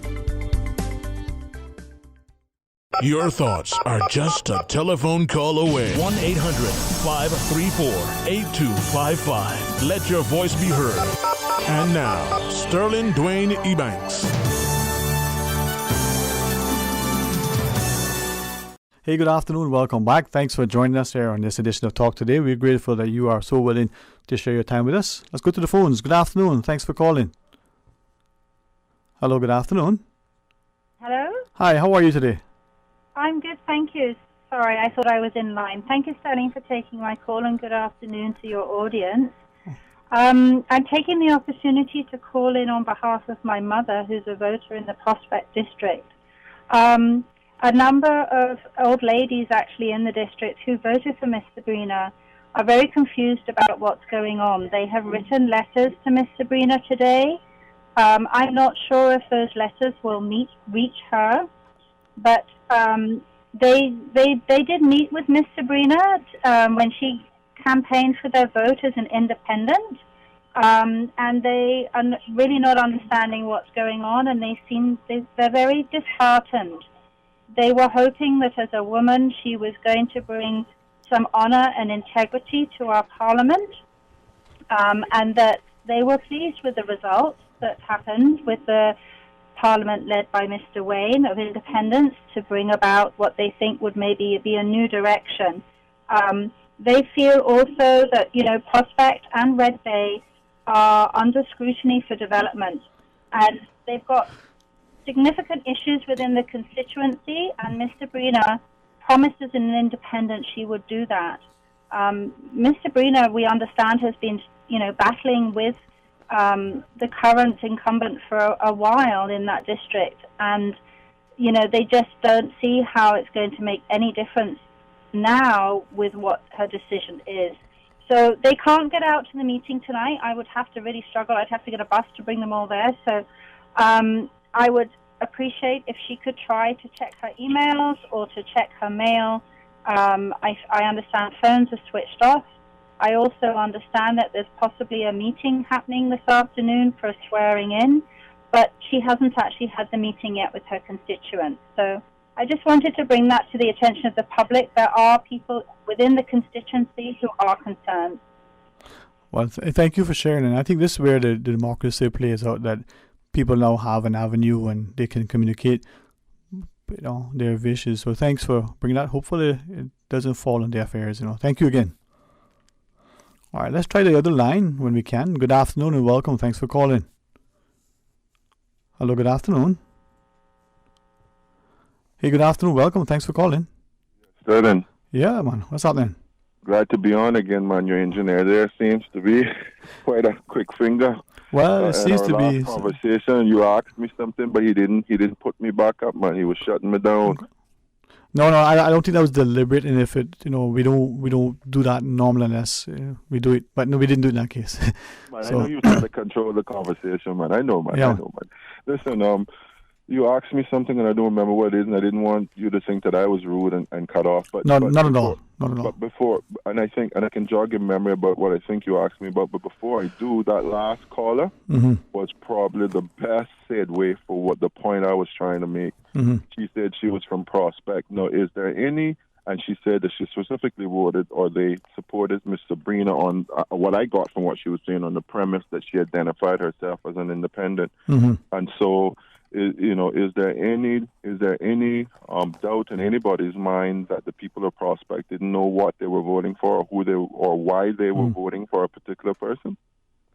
I'm going to just keep this very, very down low. I am just dumbfounded that are independents. I mean, the last time I checked, Sterling, there were 11 of them that were elected, and 6 that were identified party members, and I'm including the previous Minister of Health, Dwayne Seymour. And so if you even give him to the PPM, that's still 10 and 7. I mean, 12 and 7 with my master's. I'm trying to get to 19. So the reality of it, though, is that the electorate in this country, then, in my view, understand fully what they were doing and why they voted for a particular person. I can give you another staring example. Think about Mr. Bryan in 2017. I mean, he beat Mr. Archer, a very capable, experienced, and intelligent, as much as you want. And is there any doubt that Mr. Kenneth Bryant wasn't a great MP, that he got a resounding, 80% or whatever it is of the vote, 90% of the vote? I mean, and they rejected once again another PPM person. This isn't no joke. Don't be insulting the Caymanian people that we didn't understand our politics or that we don't understand. Are there some of us that go in there and vote for personalities? You better believe that. Right. We've been doing that for so many years, which is partly why the party system was going so strong under the UDP way back then when it was started, and then under the PPM it was more about personalities. It was never about party ideology. Right. Never. Let me read this. Let me just quickly read this message. So why can't the PPM just accept that the people have spoken? It's time that they, the PPM, have to go home. I completely concur, and go home is not the right thing. But the reality, I know what it is. It's a figure of speech. But the reality is that yes, you think you're too much to sit on the opposition bench and provide the real sort of Her Majesty's opposition, as we so nicely put it. So maybe I should just read what was read. Why didn't people just sit down and shut up? But I didn't want to say that. So. Yeah, well, you should just read it verbatim, Bobo. If it's cussing, just let it out. But no. What I'm saying to you, bro, is that you asked me a question, Lee, and I'm going to jog your memory. But I just got to finish all the thought, bro, that I can't underscore to what an insult to the intelligence of Mr. Wayne. I thought about the call saying he has no confidence in the abilities of the independents. Are you kidding me? Not only the experience that's within that camp from I don't wish to rush you, but I got a news and I don't want to get my other side on. Okay, so what was it you wanted to share? You asked me a question prior to getting cut off. I think you were talking about the 19 chopped up bits and what were my thoughts on it or something. Okay. You were asking me. So you just quickly, national vote, or you like the chips and chops and bits and pieces? I'll answer it like this, bro. The system of two things. The system is what it is now, and what we're trying to deal with now is total separate and apart from dealing with the reality of people who didn't. Yeah, I know, but it's important that we say it, that the independents who have jumped ship didn't understand that the people understood what they were voting for. And to answer your question directly, I'm for some moderation and changes in the system, Dwayne, that allows for all of us to feel like we have some sort of say in regards to everyone here, just predominantly because of our size. But it is what it is at the moment. If we maybe want to cut it back from 19, but remember now the reasons and the premise that we understood why we had to increase our numbers, and there were reasons presented was that the workload was huge for the ministers, and in order to increase the cabinet ministers amount, you have to have an equal and dividing amount on the other side, and it couldn't be an equal amount because you can't have the government having 10 and opposition having 10. You won't get anything done. So it had to be an odd number, and in order to do that, we had to increase the constituency amounts. And then we also tried to make the amount of seats proportionate to the population, and Georgetown being the biggest. If you remember, they went from 4 to 6. 7. And so or is it 7 now? Well, if you count Prospect and Red Bay, they were still within the Georgetown area. They're part of the district of Georgetown. They're just separate constituencies. Right. So this was all solved. We decided it. It is what it is. But that's not... Still not clear with your answer, though. Yeah, yeah. No, Right. well, the clarity is that I've accepted what it is, and we can think about modifying if we thought that All right. that would help us better. You got to let me leave you there respectfully. We'll pick that up another time, that issue of the national vote. But thank you. And to the voters out there, continue to be engaged. To listeners and callers online, we're going to join you after the news. From district to district, moving through the waters to Cayman Brac and Little Cayman. Your station, your voice. All things Cayman. One radio, many people. This is home. Radio Cayman in the Cayman Islands. Today's biggest news. Radio Cayman. It's only 2 species that we have here on the island. Generations present. Your voice, your choice. It is in the best interest of the people of these islands. Local, regional, international. This is Headlines from Radio Cayman's newsroom. Today's biggest news. With your latest headlines, I'm Felicia Rankin-Solins. Government reported the results of 337 COVID-19 tests on Thursday. All were negative. There are currently 717 people in isolation. More than 60,600 vaccines have been administered locally. In international news, 8 people have been killed and 7 injured in a shooting in the U.S. city of Indianapolis, police say. Witnesses heard several gunshots at a FedEx facility, and one said he had seen a man firing an automatic weapon. The gunman, thought to have been acting alone, is believed to have killed himself, police say. Scientists in the U.S. have developed a paint significantly whiter than the whitest paint currently available. Tests carried out by researchers at Purdue University on their ultra-white paint showed it reflected more than 98% of sunlight. That suggests, the scientists say, that it could help save energy and fight climate change. Painting cool roofs white is an energy-saving approach already being rolled out in some major cities.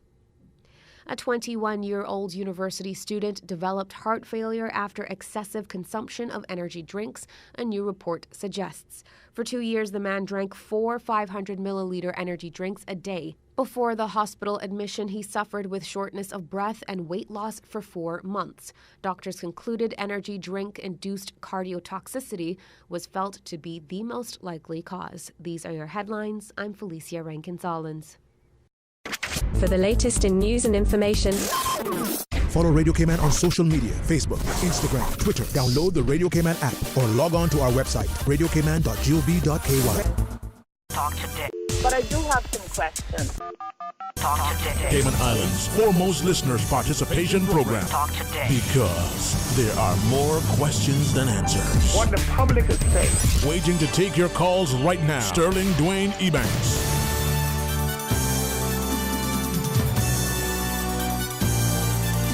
Hey, good afternoon. Welcome back. Thanks for calling. It is open line, and we appreciate you sharing your thoughts as we go straight to the phones. Welcome.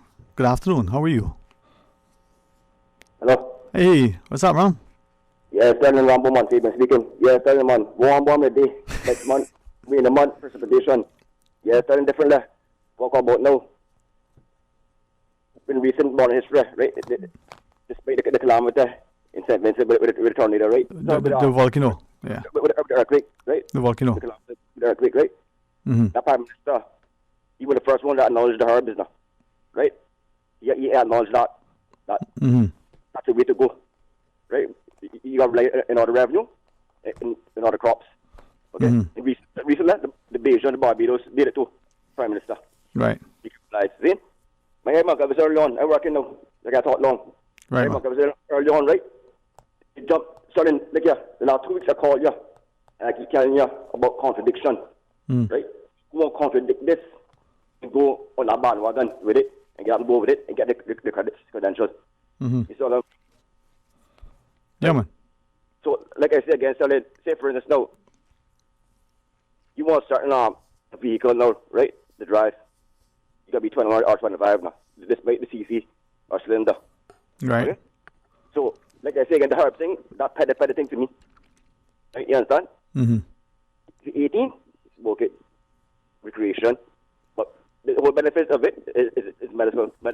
Yeah. Who have leukemia, you know, if you have too many white blood cells, the cancer radiated with cancer. Now, what's the white blood cells fight diseases? Right? That's the advantage of it. Mm-hmm. Okay. So, like you guys said, whatever they got 5 days ago now, right? When they formed the government or administration, what like to see, imply the herbs right away, right? For decades, they go on with this, they ignored it, right? Then the grandeur of it, you can use a magnifying glass, you look at the herb, but you know what I'm saying? And like you said, like me, I had a sexual now, see? But the last resort now, you all hold a bottle over. You understand? Right. Watch I make now. The same-sex union, they get their way now. That is lifestyle now. I'm not a regime camp, but they get their way. You understand? But the herb thing now, you're ignoring it. You understand? You're criticizing it. You're dissing it. And the whole world freeing up in it. You understand? Right. Yeah, man. You understand? So, like I say, so then, one thing before I let you go. I hope in 2025, they last before the UK step in. If they're real, I'll get off a course or a track. Okay? Yeah, man. The last time, one, he left the CDP. Yeah. I don't think this real of it. So, that's it, Sterling. You're right, otherwise, you good though. Bless, right? man. Bless, man. Bless. All right, man. That's cool, man. Cool. Okay. Thanks, man. Talk to you soon. All right. We go to the other line. Welcome. Good afternoon. Thanks for calling.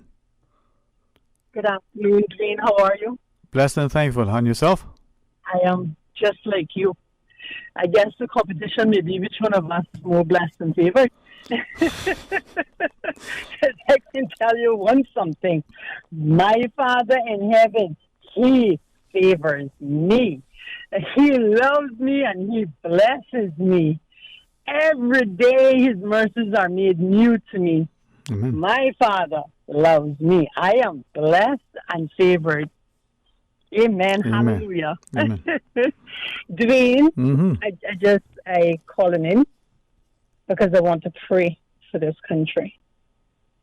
I know a lot of people have already voiced their fears, their concerns, their opinions, their wishes, their desires. But what we need to be doing now is praying. Right. Praying. That is what we need to be doing.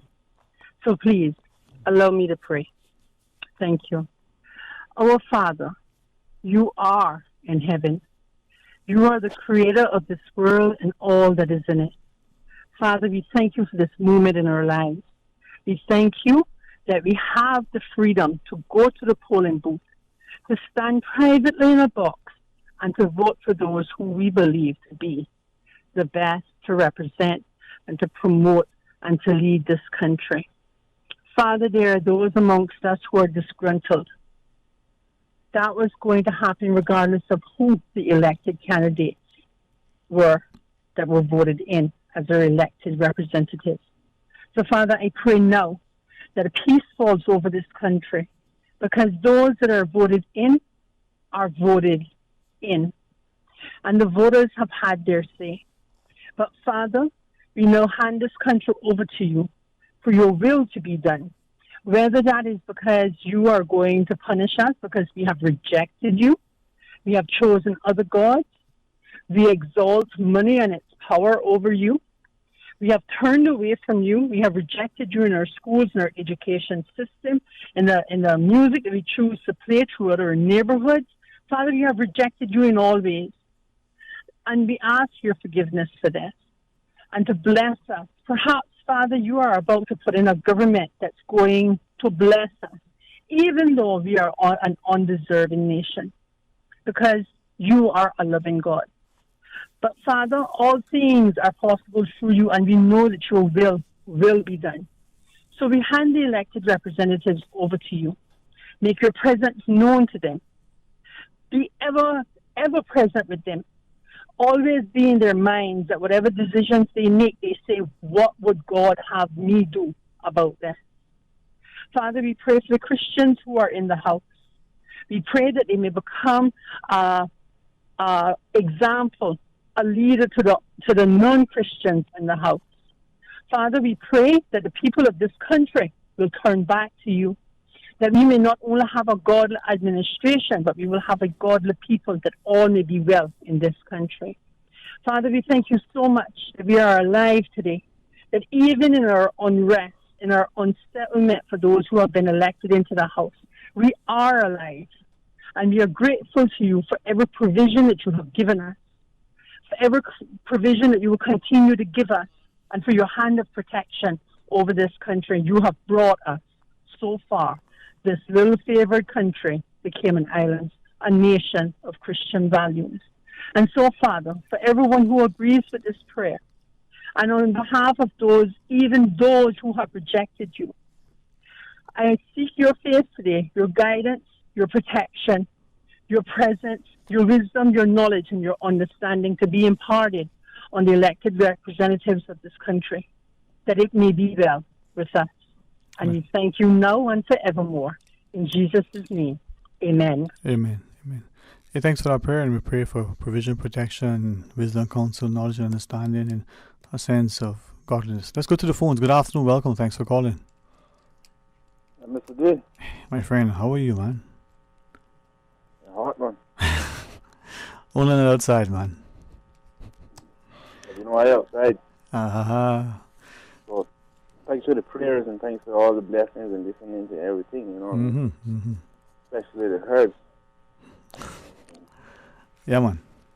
You know, and Mr. Dwayne, I know it sounds like, you know, it's not important. And the people say, like, oh, well, what your business about that for? That's not important. You should worry about the government. But let me show you something. You see, some people, it is important. You know what? You see, when all them bad times that, you know, they get feel up for nothing, or they get put down for nothing, or they get cast out for nothing, or, you know, somebody gone left them, or nothing around them, or nothing left with them. You know, the only thing they found was the herb. Not the only thing keep them from, you know, going on, like what I say, as a beast. So, if these people in here are the people that pretending not to run the country, is waiting for us to blow up, you know, is waiting for us to say, you know what, I'm not taking it no more, I go and fly off my hinges.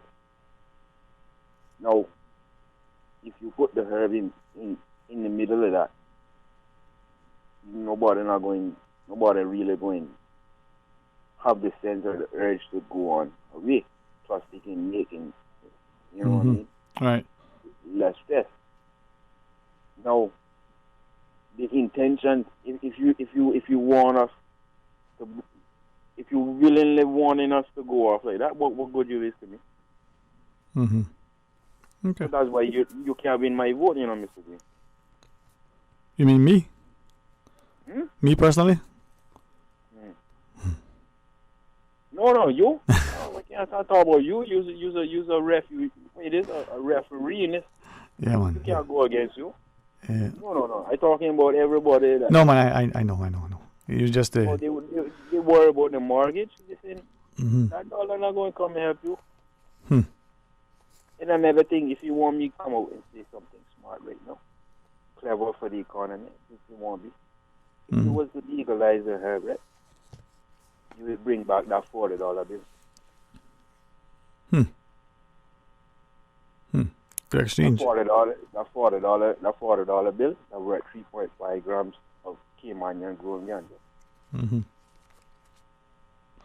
Yeah, man. A portion, huh? All right. What else you want to share with us before we go to the other lines? Anything else, my friend? Always good to hear from you. We need the herb. We need the herb because, listen, the cancer, the people, if you know the painkiller alone, ask them how much for the painkiller alone. A little stick of ganja for it. Why you can't say about you're not going to import it no more. You got to import it same way. You have to. Because you can't keep up with the demand. Us, we might keep up with the quality in there.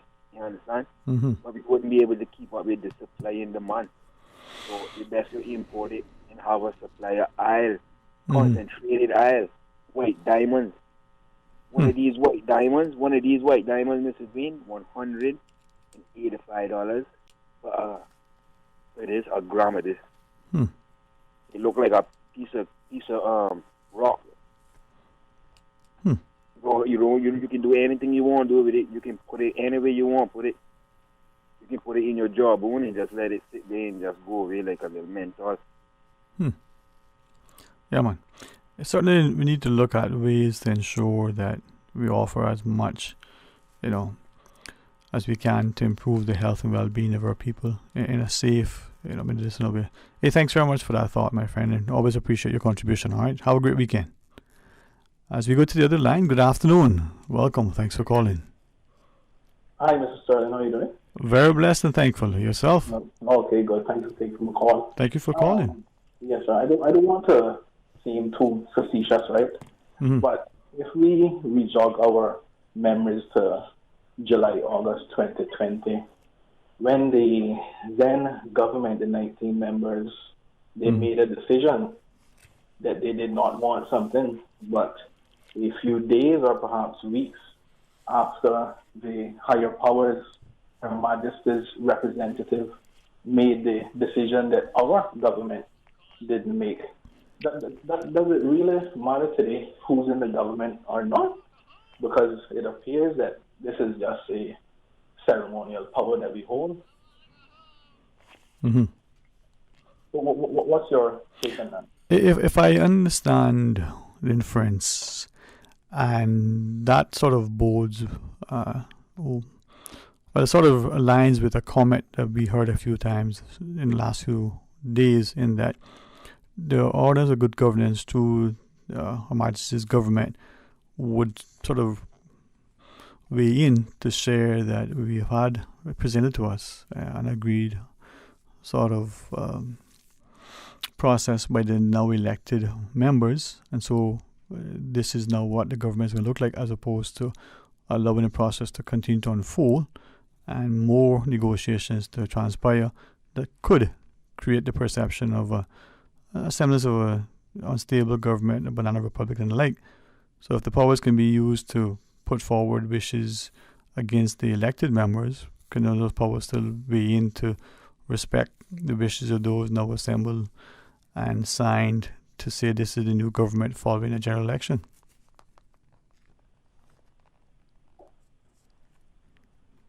But what do you think? I mean, where is the UK in this whole thing?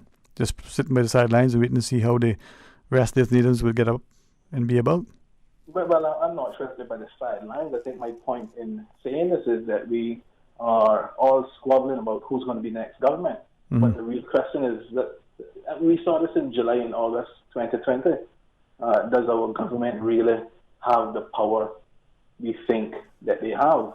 Because when it comes down to making decisions on basic matters concerning human sexuality, when we can't make those decisions for ourselves, what kind of power do we have? It seems like this is merely ceremonial power. Yeah. So I'll leave you on that thought. Yeah, man. Well, thank you for that. I mean, it is something that I believe speaks to the notion that are we, as a populace, sufficiently informed and knowledgeable about not just our civics but our electoral process? And some here in my comments alone may feel, well, wait, they're disparaging or disrespectful or undermining. It isn't. It's just an indication that maybe we need to have more education, involvement. And with that, let's go to the phones. Hey, good afternoon. Thanks for calling. Hello, good afternoon, Dwayne. Hey, good afternoon, man. What's happening? I'm here just resting. Yeah, well, share your thoughts with us, man. I'm on sick leave. I hope you feel better, bro. Yeah, I just called to say, you know, the best thing on the radio today I ever heard. Best thing. And the best medicine was when that lady called a while ago and did that prayer. That was the main thing. All right, man. And I asked the Lord to just bless her in all her prayers. And also all of those that are elected, that the blessing will be upon them. And ask for God, which is blessing upon them. And the next thing is, we have a Father on earth, but we have our Father which is in heaven. He knows everything. Like the 23rd Psalm says, the Lord is our shepherd, and we shall not want. So we just leave it up to Him. He knows best. And all the people of the Cayman Islands, we have to believe in God. We have to believe in prayer. We have to believe in church. But we can't follow man. Man's a failure.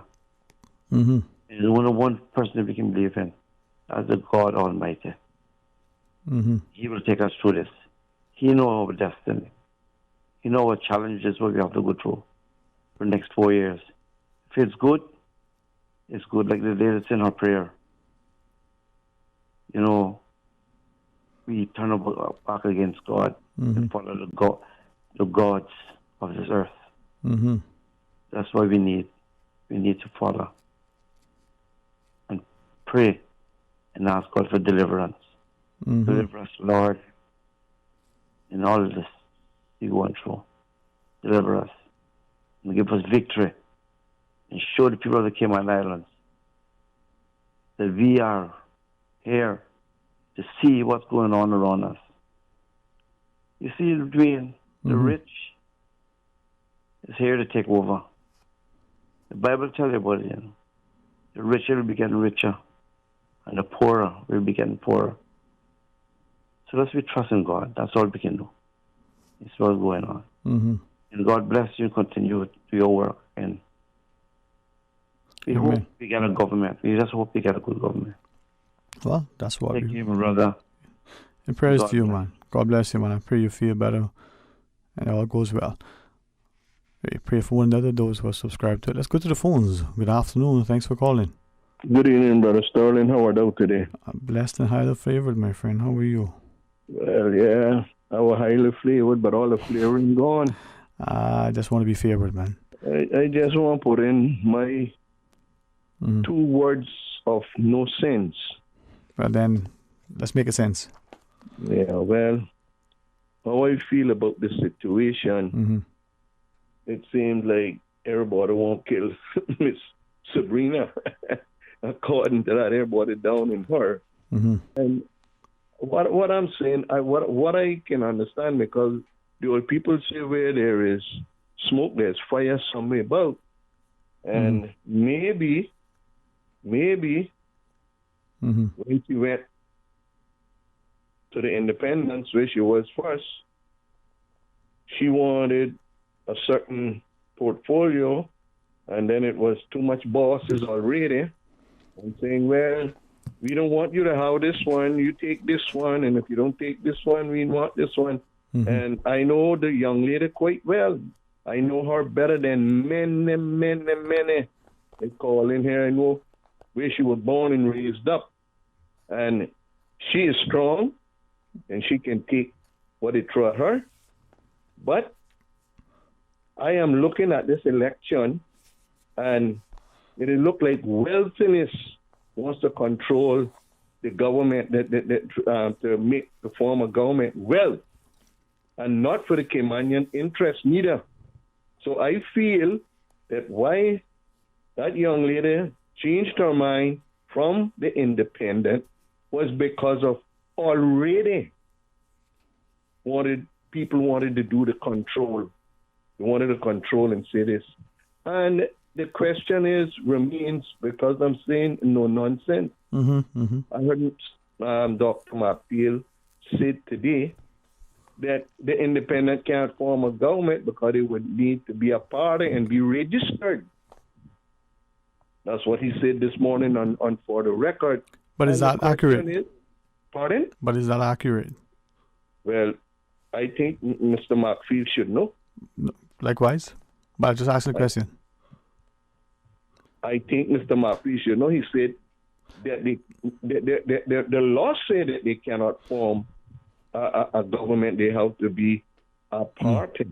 Unless I heard him wrong. You may have, yeah. But then if that's I'll read the Constitution in a second. Yeah. A quick question is that that's funny that Mr. McPhail wrong. No, I did not say it wrong. I said you say you may have heard it wrong. I said you may have. Yeah, well, anyhow, leave it like that because they're both hurt. But I still got a question: is that who would be the Minister for Tourism? Who would be the Minister for Finance? Who would be the Minister for Health? You know, who would be the Minister for Education in the independence? This is my question. So are we saying that that anybody can answer that for me? Because I'm a musician. I don't know nothing about banking. I should get a musician job. I don't know nothing about banking. So you gonna put me in banking? But can't you learn? That does all right. But then that's my two nonsense. Yeah. But I feel that the young lady leave because they wanted to control already, giving orders already. Fair enough. So that's my 2 cents. Appreciate it, man. Like I said, that was your feelings. Thank you for that. Appreciate it, sir. All right. Let's thank all who called, but also those who had messaged first, and some came through early, and we just want to read a few of them. This listener, proposes the only solution to this dilemma is a simple constitutional change. And before I read that, the writer says, currently the Constitution provides two paths to the appointment of the Premier. First path is under Section 49, subsection 2, is that if a political party gains a majority, they recommend someone to the governor, and then he or she is appointed. Or the second path is under Section 59, subsection 3. If no one is appointed under Section 49, subsection 2, then a ballot must be held in the House, and the one getting the votes of the majority is the one appointed. And this person proposes that the constitutional change, a simple constitutional change, would be that a new subsection should be added to Section 49, subsection 2, whereby that it reads, if no party gains a majority, then the governor shall appoint as Premier the member recommended by a majority of the elected members, and proposes that this simple constitutional change would, add much clarity and solve this current dilemma. And a couple of other WhatsApps come through. One suggesting that, one of those of us who thought that the independent candidates we voted for were not affiliated with the government and their alliances, and very disappointed with what is going on. Let's read this other WhatsApp that reminds us about democracy and the like. And it says, in the words of Thomas Jefferson, the former U.S. president, the third president in their republic, and one of the framers, allegedly, of their constitution, said democracy is nothing more than mob rule, where 51% of the people may take away the rights of the other 49, quoting the U.S. Thomas Jefferson. And was there another sentiment expressed to us by someone, our listeners on WhatsApp?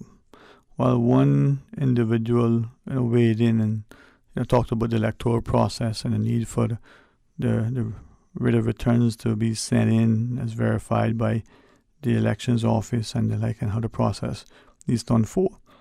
I think it comes back to our sentiments that we're not sure, sufficiently confident in our electoral process in terms of our knowledge of it, nor of our constitution.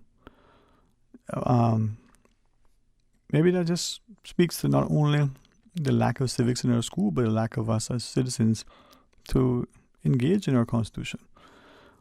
949-8037 is the number we want you to hang on to and share your thoughts with us. 1-800-534-8255. Certainly want each of you to share your thoughts with us as well, and how we can perhaps get in place better provisions.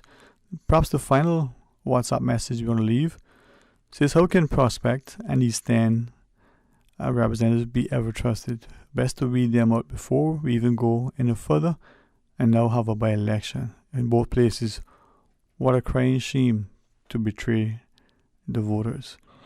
Well, a healthy democracy is one where we can have differing opinions. A healthy democracy is where, as a people, we can assemble and carefully, I use this word, demonstrate. That means to show our approval and or disapproval of certain things, but it must be done respectfully and responsibly and in a manner that allows views to be expressed in a way that is civil and that is in keeping with accepting that there are dissenting views.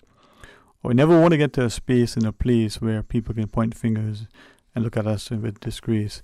And we certainly don't want to be a people that sit and kowtow and allow others to run roughshod over us. But you can stand for what you believe in without being, as they say, a despot, or without being a dictator, and without being disrespectful. But by the same token, if you don't speak up and stand up, then maybe you probably don't have the wherewithal, the fortitude, and otherwise, to perhaps lead. All right, it's another day. Thanks to those behind the scenes who are making it happen for us. I want to thank the good fella as I look through the window and say thank you publicly for the great job you've done. And to all of our listeners, our callers, the contributors, continue to ensure that we have a healthy democracy by participating, not only by getting registered to vote, by voting on election day, but also by being engaged from one election to the next.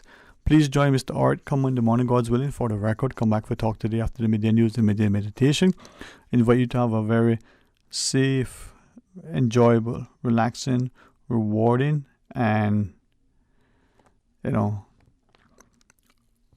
how would you say? Inclusive weekend. Trust and pray that we'll be able to see come Monday. All right, until Monday, be blessed. Talk Today is brought to you by Subway, open 24 hours in Countryside, Anderson Square in Georgetown, and Centennial Towers in West Bay. And by the Ministry of District Administration, Tourism and Transport. Explore your history, explore your land, explore your sister islands. And Savannah Pharmacy in Countryside Shopping Village, convenient opening hours including Sundays and holidays. And Royal Fidelity Bank and Trust, money at work.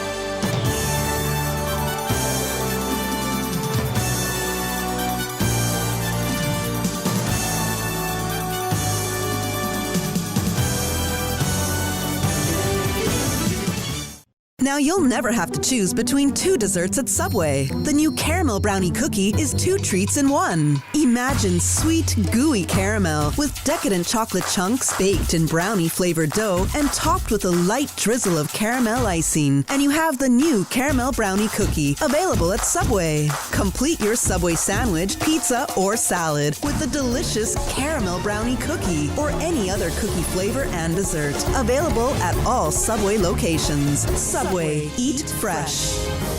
We are in an age of exponential change. The world is experiencing a technology boom where innovation is at an all-time high. What does this mean for small island nations?